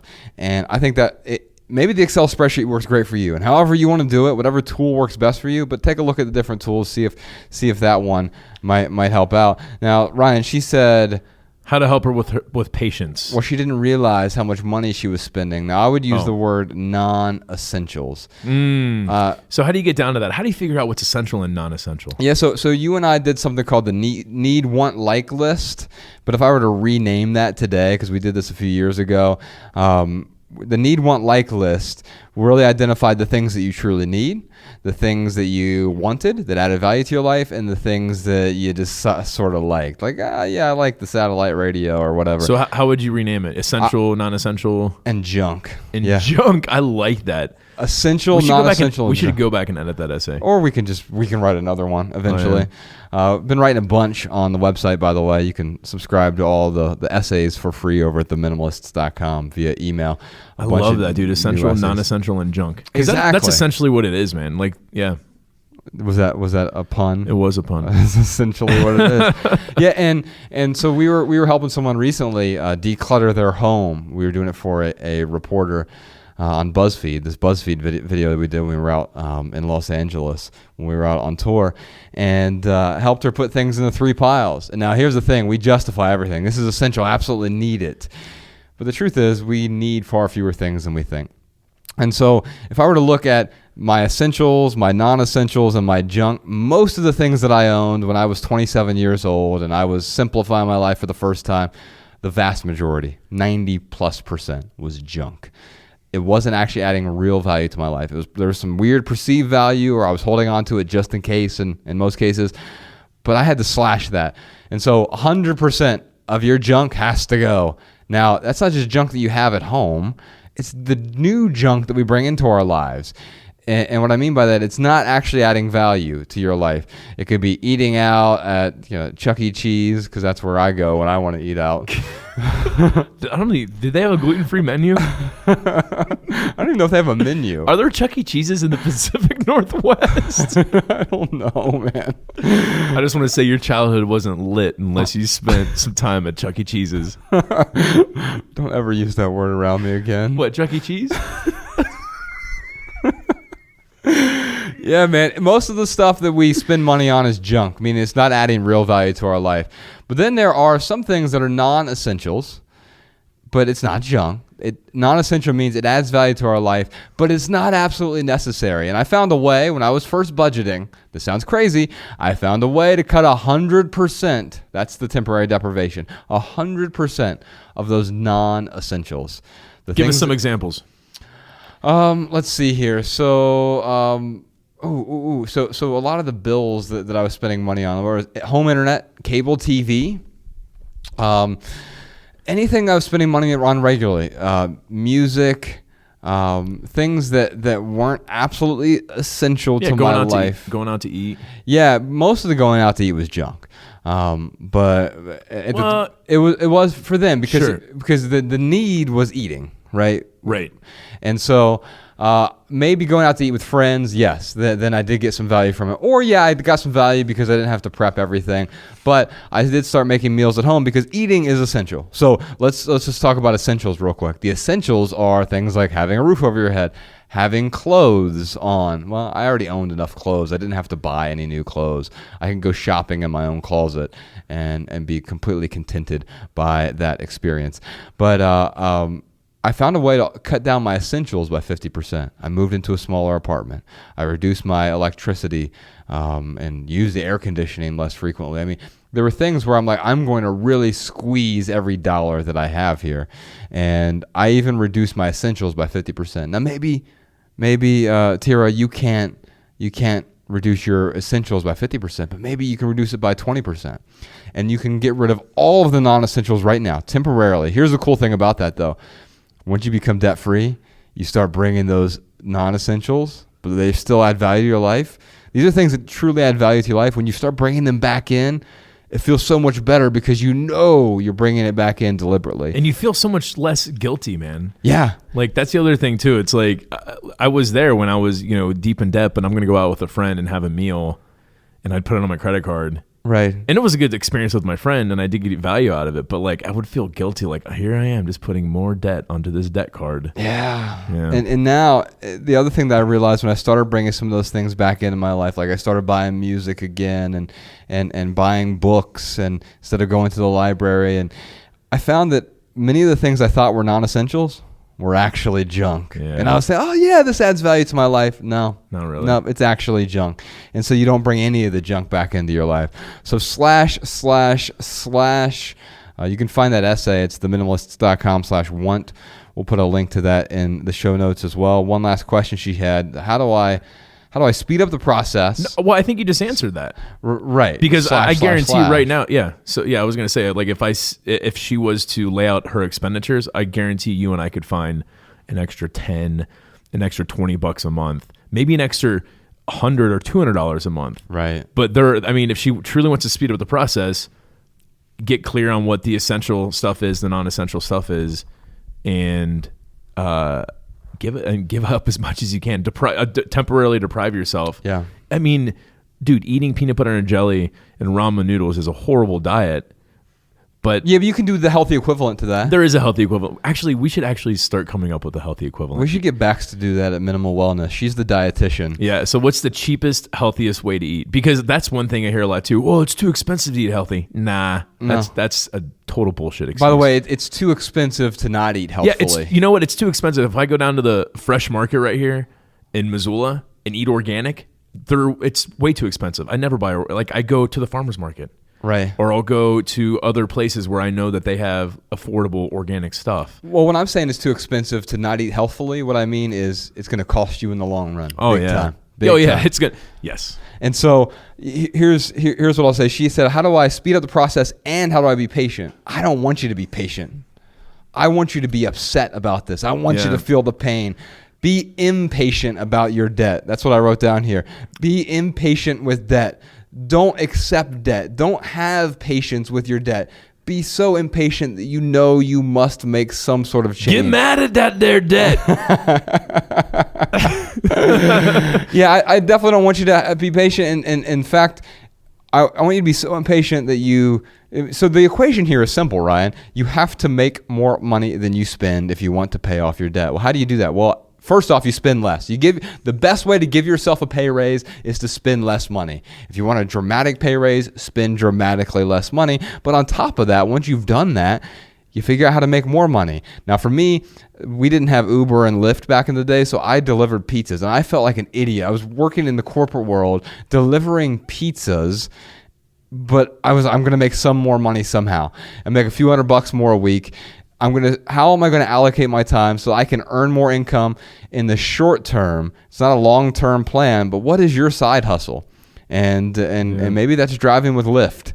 And any extra time you have, you got an extra hour? 5 hours a week. Yeah. That's an extra $100 a week. Yeah. And so instead of pacifying yourself, find ways to schedule in that side hustle that you can make some short-term money to pay off those debts. Yeah. So I would like to rephrase her question about being patient. I think what she's asking is how can she stay more focused? Ooh. And what I'll say is focus on your daily tasks. Like, don't look at what you're going to be spending next week or the week after. Like, if you have your budget, and after listening to this podcast, I'm assuming you have slashed even more of your expenses. Stay focused on what you need to do daily, and then also do focus on that end result. Focus on being debt free. You have a light at the end of the tunnel. Do you know how many people don't even have that light to look forward to? So if you can, just take your daily tasks, your daily, maybe your daily focus is a better way of looking. I hate the word task. Yeah. But take it on a day-to-day basis, one step at a time, one action at a time, and then stay focused on that end result. That is what is going to give you some better focus and help you stay motivated to get to that light at the end of the tunnel. Tira, if you want to see how Ryan and I stayed focused throughout our journey, we went from these suit and tie corporate guys with a lot of debt to becoming debt-free minimalists. We're going to send you a copy of our book, Everything That Remains. It's a story of that 5-year journey of our lives, that transition, that transformation, and regaining focus. I think you'll especially find value in Chapter 8, where you sort of see it's almost like the before and after. There's 2 parts in the book, and chapter 8 is the beginning of the second part of the book.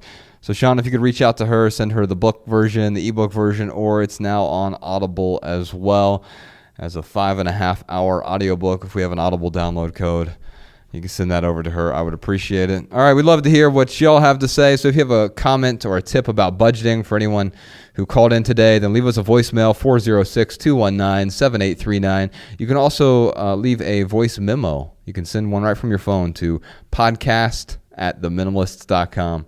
We will air our favorite comments and tips on a future episode. All right, let's move on to our hashtag Ask the Minimalist lightning round, where we answer questions from social media. We are on Twitter and Instagram and Facebook at The Minimalists. During this lightning round, this is where Ryan and I do our best to answer each question with just a short, shareable, less than 140-character response. We also put the text to these minimal maxims in the show notes, so you can copy and paste our pithy answers on social media if you'd like. You can also find all of our minimal maxims in the show notes and now at minimalmaxims.com. We just set that up, and Jess, our social media manager, Jess Williams, who is an all-around outstanding human being. She is... it was her idea, wasn't it? Yeah, it was. She's curating all of our pithy answers and putting them in one place. So you can find them over there at minimalmaxims.com. Isn't it great to have awesome people in your life that can come up with great ideas and help out? All right, No. All right, I'm just going to move on. That was a rhetorical question. I'm just going to move on. I got it wrong. I'm just going to move on to the Ask the Minimalist lightning round here. Our first question is from Delaney. How do you stick to your budget without limiting yourself so far that you miss out on parts of life with friends and family? All right, let me dig out my pithy answer here. It is, no matter what, we always miss out on something.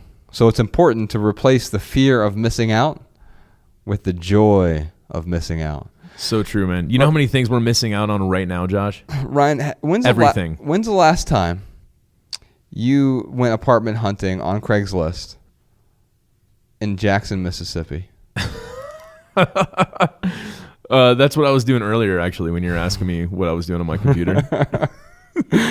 Because I was so worried about missing out on the great deals. Yes, in Jackson, Mississippi. Yes, I like Jackson. It's a good town. We've been there on tour before. I love that city. But here's the thing: you're always missing out. Didn't we have the best tacos in Jackson? If you haven't been to Jackson and had the tacos, you're missing out. There were some great.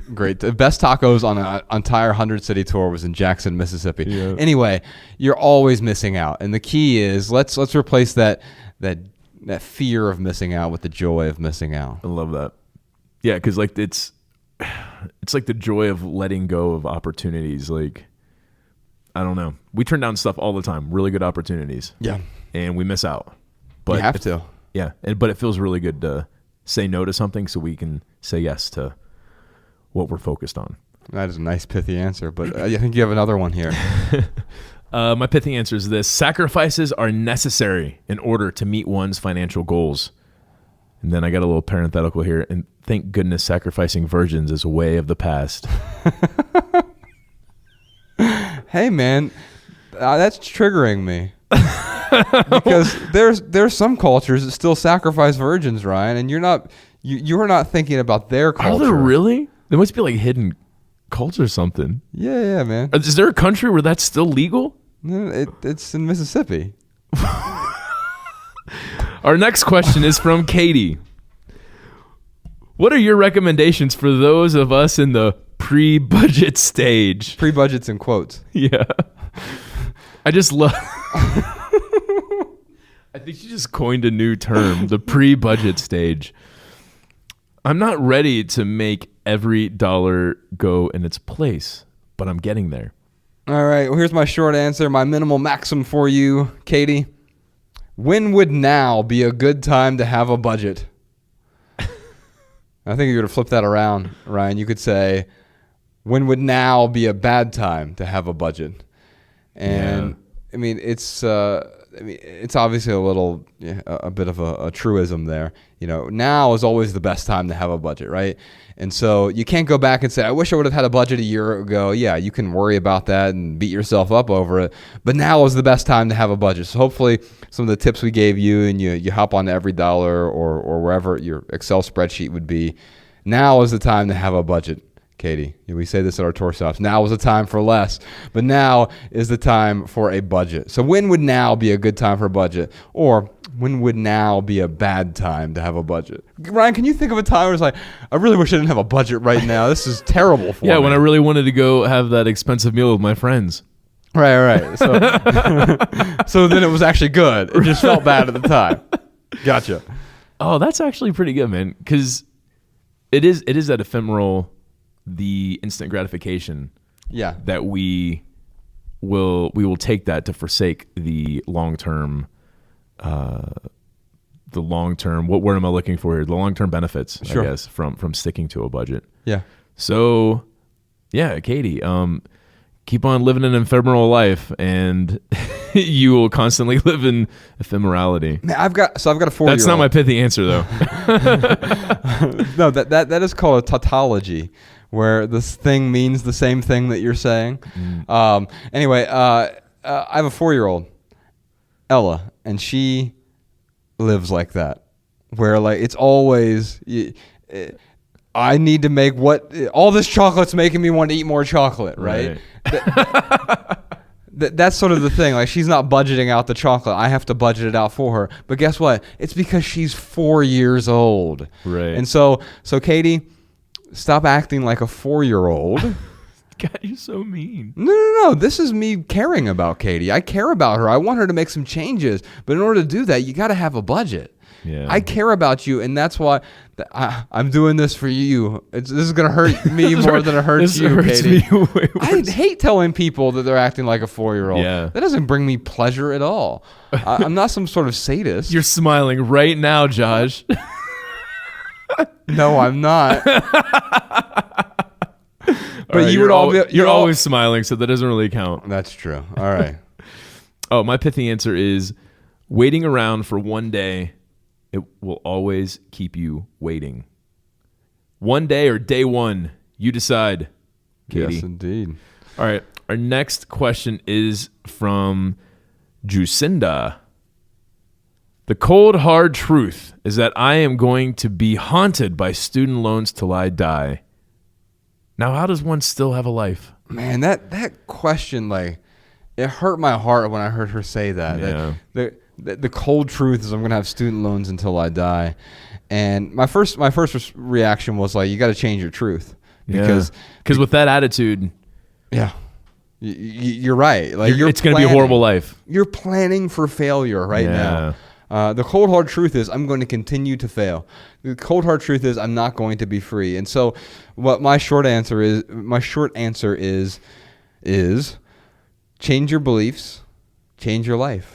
Amen. I think that's what she's got to do, man. She's just got to, instead of saying the cold hard truth is that I'm going to be haunted by student loans till I die, maybe you need to radically change that belief to the cold hard truth is I am going to get out of debt. Jacinda, Google how I got out of $100,000 worth of student debt. I mean, there's a recipe out there. There are so many recipes. People who 200,000, I mean 300,000, whatever it is. Like, figure out someone else's recipe, and maybe you can't follow it exactly, but there are certainly going to be ingredients. So I think this plays into my pithy answer here, which is get a plan in place or be lost forever. I think that's the perfect answer. I know you've got some other stuff to add to that, but like, to me, that's perfectly pithy. Like, without a vision, people perish is sort of the old biblical passage. Yeah. But yeah, if you don't have a plan, she doesn't even have a vision. Her vision is, well, I'm giving up. Yeah. That's not a vision. And if you throw your hands in the air, well then, like I know people, friends, family who they've done that and they've acquiesced to debt. They're constantly running from debt collectors. Stressed out. Yeah. And like they're living stressed out and they are giving up the short-term pain of coming up with a plan and acting on it for that ephemerality of, well, if I can move to a different state or if I can change my phone number or if I just stop answering my phone, then I can avoid, people hounding me for debt. Well, they're going to try and, track that person down for the rest of their life. Yeah, they want that. They want their money. I remember remember the Roseanne show? Oh yeah, just Roseanne. I hear they're bringing that back. Anyway, keep going. You and I grew up really poor, and like we would try. Like my mom, some months was trying to decide, do I pay the electric bill? And by the way, the answer is yes. You pay the electric bill before you pay the house bill. But sometimes she would alternate, and so like we'd have past due notices. Eventually, electric would get shut off, and sometimes we'd get eviction notices on the door, and it was I saw how stressful it was to her, and I vowed that when I turned 18, I would never let that happen to me by any means necessary. And part of that had to do with making good decisions with my resources, not becoming an alcoholic, and aligning my behaviors with the person I wanted to be. I just pulled this out of the trash can, Ryan, while you were talking. Looks like it's a pink slip. It looks like an eviction notice, right? I got this in the mail, and I can remember growing up, this would have been devastating because it would have been true. So it says, "Dear YMCA member, this is a friendly reminder." By the way, you don't put a friendly reminder on a big pink past due notice. This is a friendly reminder that there are past due fees on your account. Please contact the Greater Missoula Family YMCA to bring your account current by the last day of this month. And so like it's very passive aggressive. Thank you for being part of our community. Right. And here's the thing, like I had got a new debit card with the chip updated in it, right? And so like I forgot to update it with the YMCA. So I took care of it yesterday. Actually, I went in there yesterday, and this would have stressed me out because it was like, oh, which bill do I have to forsake? Even when I was making really good money in the corporate world, I would sometimes have past due. It would mess my credit report up and everything else, and that would stress me out. But my point is that there was so much stress around my budget because I didn't have a freaking budget.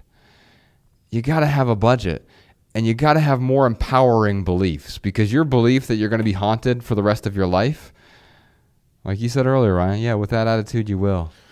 So, I can tell that Jacinda's scared. Like, she has fear. And coming up with a plan it's difficult because of that fear of failure. So I had a little bit of room left in my tweet here. So the second part of it is, so it's, the first part is get a plan in place or be lost forever. Also, be prepared to learn along the way. If your plan fails, readjust, but never give up. Yeah.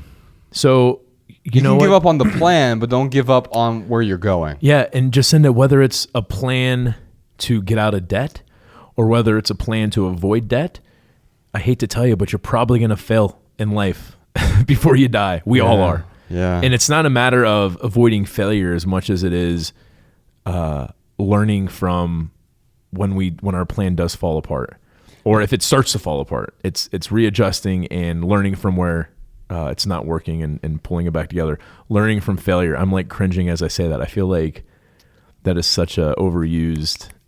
Yeah, right. Stop snapping into the microphone, Josh. If anyone out there needs to be shaken a little bit more, I don't have time to read this right now, but there is an essay on our website called 11 Signs You Might Be Broke. And here's the thing. We're all broke or broken at some point in our lives. And that essay, it's just theminimalists.com/broke. We'll put a link to it in the show notes as well. Some of the key indicators that you might be broke. 1, you're living paycheck to paycheck.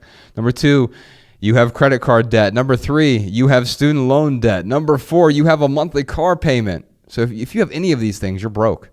You are broke. And Ryan and I outline exactly what that means for you in that essay. So you can see all 11 signs that you might be broke in that essay.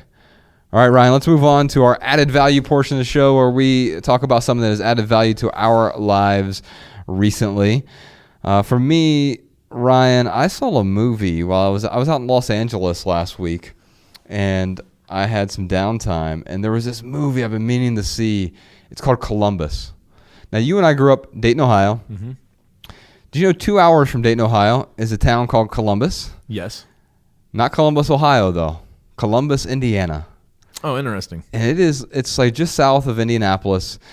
It is like the mid-century architecture mecca of the Midwest, of the United States. The architecture in this film was, I want to say it was like one of the main characters of the film, but it was so well done. It was like this romance story that wasn't a romance story, and it had to do with moving on, like from, as you're, the two main characters are in their early 20s, and one of them's a little bit older than the other, and one is sort of, his father is dying or might be dying. We're not really sure. And then the other character, she her mom has some sort of addiction, and she's in a weird way taking care of her mom, and she has to let go of that so she can sort of pursue her own life. And the film was just fantastic, but part of the reason it was fantastic was the lighting and the atmospherics and the architecture in this. And what I'm hearing you say is how boring this movie is. It's so good, man. I'm just kidding. It is unbelievable. It was well written. It was well written, but there was something about the... Josh, is there nudity or violence in this? Only if you're in the theater. I'm sorry, continue with your added value. Ryan just gets naked and starts beating me up. Man, it was such a good film. Now, here's the thing. I hate doing this because it's a fairly limited release. I don't know that it's available where you are, so hopefully it'll be out on iTunes or somewhere soon. But man, it's the best movie I've seen so far this year. It's called Columbus. Awesome. Check it out. Ryan, what about you? Dude, I have more recos than you today? Yeah, I'm sorry, not recos. Added value. Yes, indeed. Things that are adding value to my life. Yeah. Well, you mentioning that movie made me think of Get Out. I finally saw. I know you already recommended that like a while ago.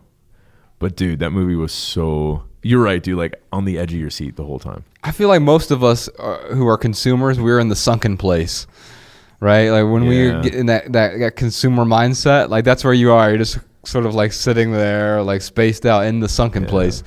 Anyway, I don't want to give it. There's no spoilers because you can easily ruin that film. Yeah, by giving any spoilers. Yeah, all I'll say is it's from so many different angles. It's really good. Yeah, and I'll just leave it at that.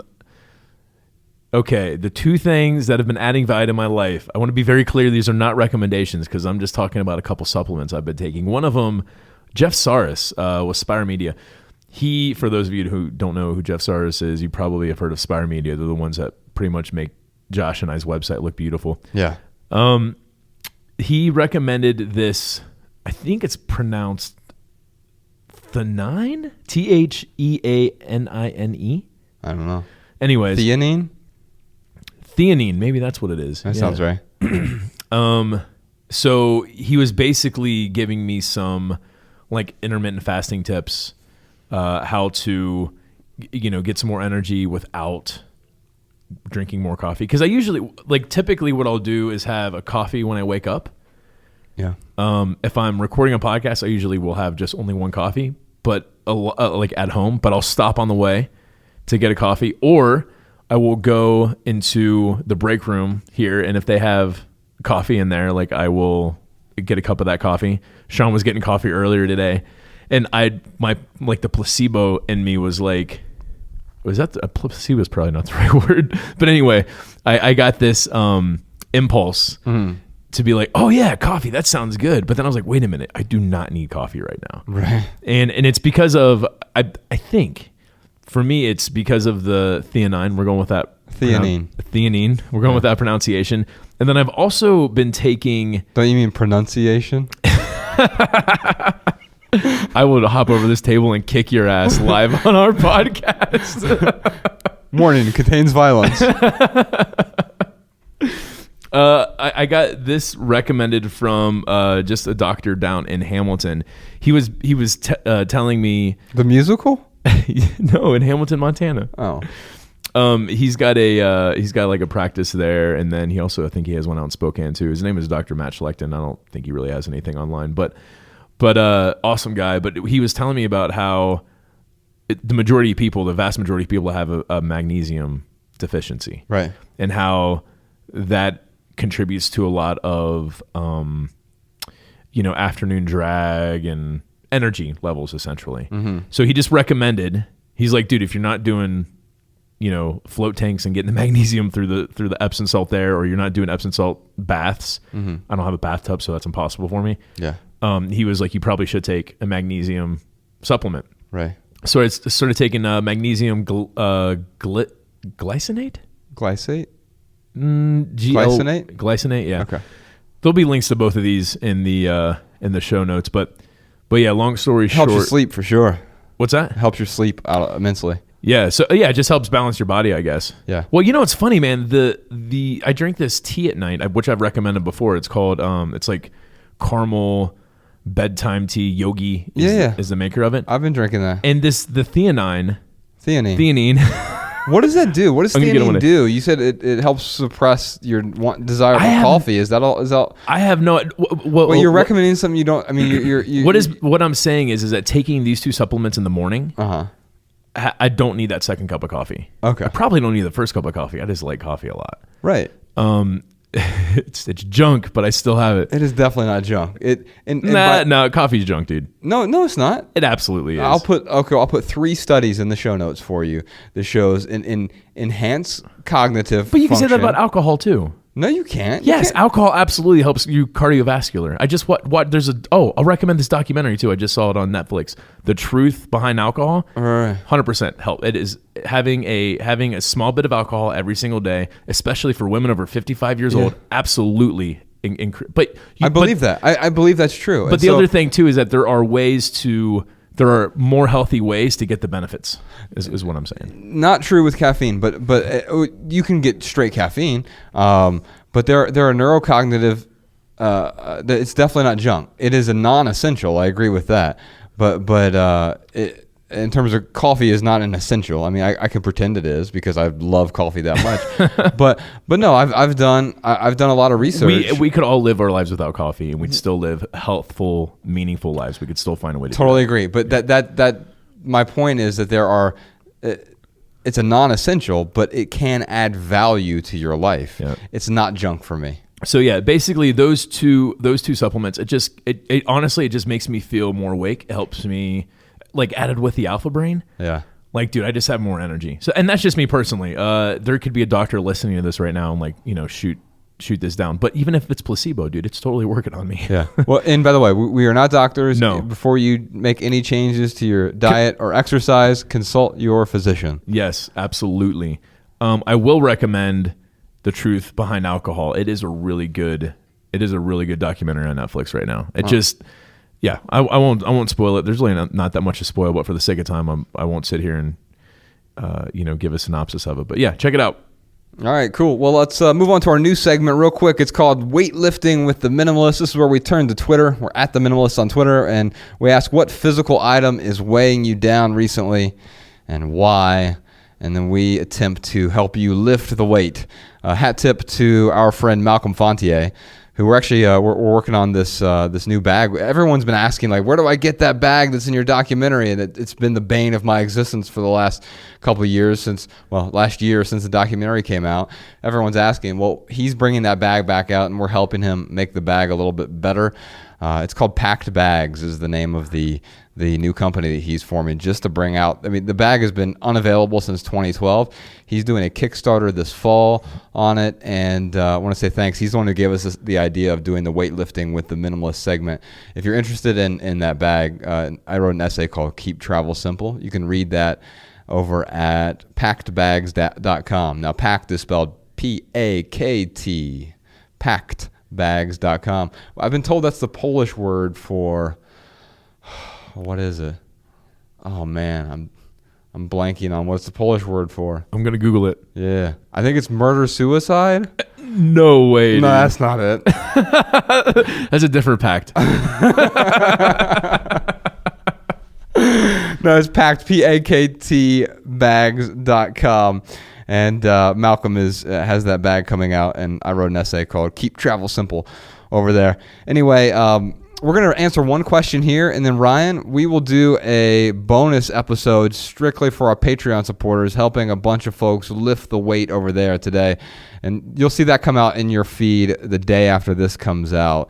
Weightlifting with the Minimalist. You do a private podcast over on Patreon. But yeah, I'm not getting anything on this Andrew, translation, by the way. Andrew Ferguson says that books, CDs, DVDs are all weighing him down. Well, duh. Yeah, they're heavy, man. They're quite literally. I remember, especially if you got like 1,000 books. I had 2,000 books. Do you think he's like under a pile of books and CDs? Like he just barely has his hand sticking out. He's tweeting us. He's tweeting us. Yeah. So here's the thing. The nice thing about books, CDs, DVDs. Actually, you know what I'm reminded of? Tony Robbins did a TEDx talk, and he was talking about like all the DVDs that people. One segment, he said all the DVDs you have. He said, really, you're like gonna watch the movie again? How about you go get a life? And while I don't agree with that, there are some movies that I'll watch a second time, there are movies, especially like Mulholland Drive, that is much better the second time that you watch a David Lynch film. Anyway, the truth is that we're not going to rewatch or reread the vast majority of those things that we're holding on to. And by the way, even if we want to, we have access to them now where you don't have to have the physical artifact in hand. You have access to streaming, or you have access to the books on an e-reader. I can tell you, getting a Kindle for me was one of the best things I ever did for my library, because when we go out on tour, Ryan, I have 2,000 books with me, right? Or probably more than that, on the Kindle itself. And I have access to an infinite library of books right there in my hand. I don't have to own the artifacts. And by the way, it's so much easier when I'm getting ready to move to a new place, like we're getting ready to, than moving a stockpile of books. Yeah. So let them go and have access to them. You don't have to have ownership of those things. Dude, I had like I don't know, one of those CD holders that holds 100 or 200 CDs or something. Yeah. In addition to your 100 disc changer. Yeah. Throwback. I stressed over these CDs, like, oh, I gotta download them all, because this is what this dude's thinking right now. Man, I don't want to. Even if he has a CD drive that can read and write, or and put it onto his computer, right? Which I don't have. Actually, we do have a company one that the three of us will like toss back and forth if we absolutely need one. But it's stressful thinking about like those 200 CDs. Okay, I have to, get a CD drive that's going to copy this CD to my computer, put it into an MP3 or MP4 format, whatever the format is, and I've got to do this, and it takes a while to like do hundreds of CDs. That is stressful. I cannot tell you how freeing it was when I signed up for $10 a month. Well, I started with Spotify. I think it was like $7 a month. It might have bumped up to $10 a month now. But paying $7 a month. Now in the long run, over 30 years, it's going to cost a lot of money, and it's going to cost you a lot less than if you were to buy new CDs every month, though. That's exactly right. But that's my point. It's like, well, it's twofold. Like, yes, the argument could be made, like, well, if they just put those CDs onto their drive, they wouldn't have to spend the $7 a month to access that music. Well, guess what? If that's the only music you want to access, then I would go back to the Tony Robbins thing and be like, dude, get a life. There's going to be more music you want, and it's going to be more enjoyable for you to find new music. It is for everyone. So, not only could I get rid of those 200 CDs that I had, right? But I was freed from the weight of those CDs, and I could download every single CD that I have wanted to listen to that I used to have. I can download. Right. The Beatles for a while was hard to get a hold of, but even that now is available. Yeah. And not only that, but the new music that comes out, I don't have to worry about having like a physical copy of it. I can just, again, like download it, listen to it, stream it whenever I want. So, dude, you have the technology. Use it. Yeah, and they're clearly not adding value to your life because it's stressing you out enough that you're willing to send us a tweet. All right, we'll move over to overtime. We'll answer a bunch of other questions on weightlifting with the Minimalists. There's a bunch of other questions I got here this morning from folks on Twitter, Ryan. We'll answer those exclusively for our Patreon supporters. What else you got for us, Ryan? All right, finally, here are some voicemail comments and tips from our listeners. Hi, my name is Hillary Prazak, and I am calling from Chapel Hill, North Carolina. My comment and tip is for the lady who goes to the thrift stores and buys clothes and then sells them on Poshmark. I was thinking that you could put everything for sale on the app, and if it sells, get rid of it, and if it doesn't, then you can evaluate if you want to keep it or not. That way you're not constantly debating on if you should keep it or sell it. It's always just up for sale, and then it's kind of out of your hands whether or not someone else buys it, and maybe that will help you eliminate holding on to a bunch of clothes that you actually don't really need or want. Hi, Josh and Ryan. This is Allison from Raleigh, North Carolina, and I have a comment and kind of a tactic that I've been using for an incentive to purge. I know that you guys really like coffee, and so do I. And so recently I've been only using cash to go to my favorite coffee shops. And instead of going to an ATM when I run low on cash, I think of what I can sell in order to get more cash. So I know it sounds kind of weird, but it's just like, oh, well, what don't I need so that I can get some coffee that I really enjoy? Hi, Josh and Ryan. I was just listening to the non-line episode, and the lady who is moving and has all of her books for her future self, as she mentioned, suggestion would be to donate those to the local library that she sees herself living in that area. That way, she will always have access to those particular books. And if she's not sure of which books is temporarily it's easier for her and it makes her feel better, take a picture or write the list of those books down. And when she needs a new book to pick up, she can go to the library and rent one of those books. All right, y'all. That's it for this episode. If you have a question for the Minimalists, give us a call, 406-219-7839. And you can also send us a voice memo right from your phone, podcast@theminimalists.com. And if you leave here with just one message, we hope it's this: love people and use things, because the opposite never works. Thanks for listening, y'all. We'll see you next time.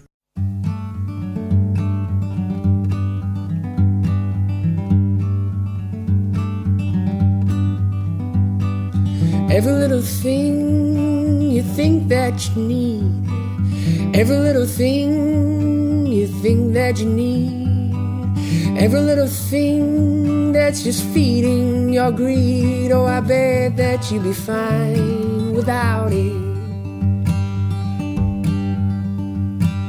Every little thing that you gotta have, every little thing that you gotta have, you gotta reach for and you gotta grab. Oh, I bet that you'd be fine without it. So tear your eyes away, or tear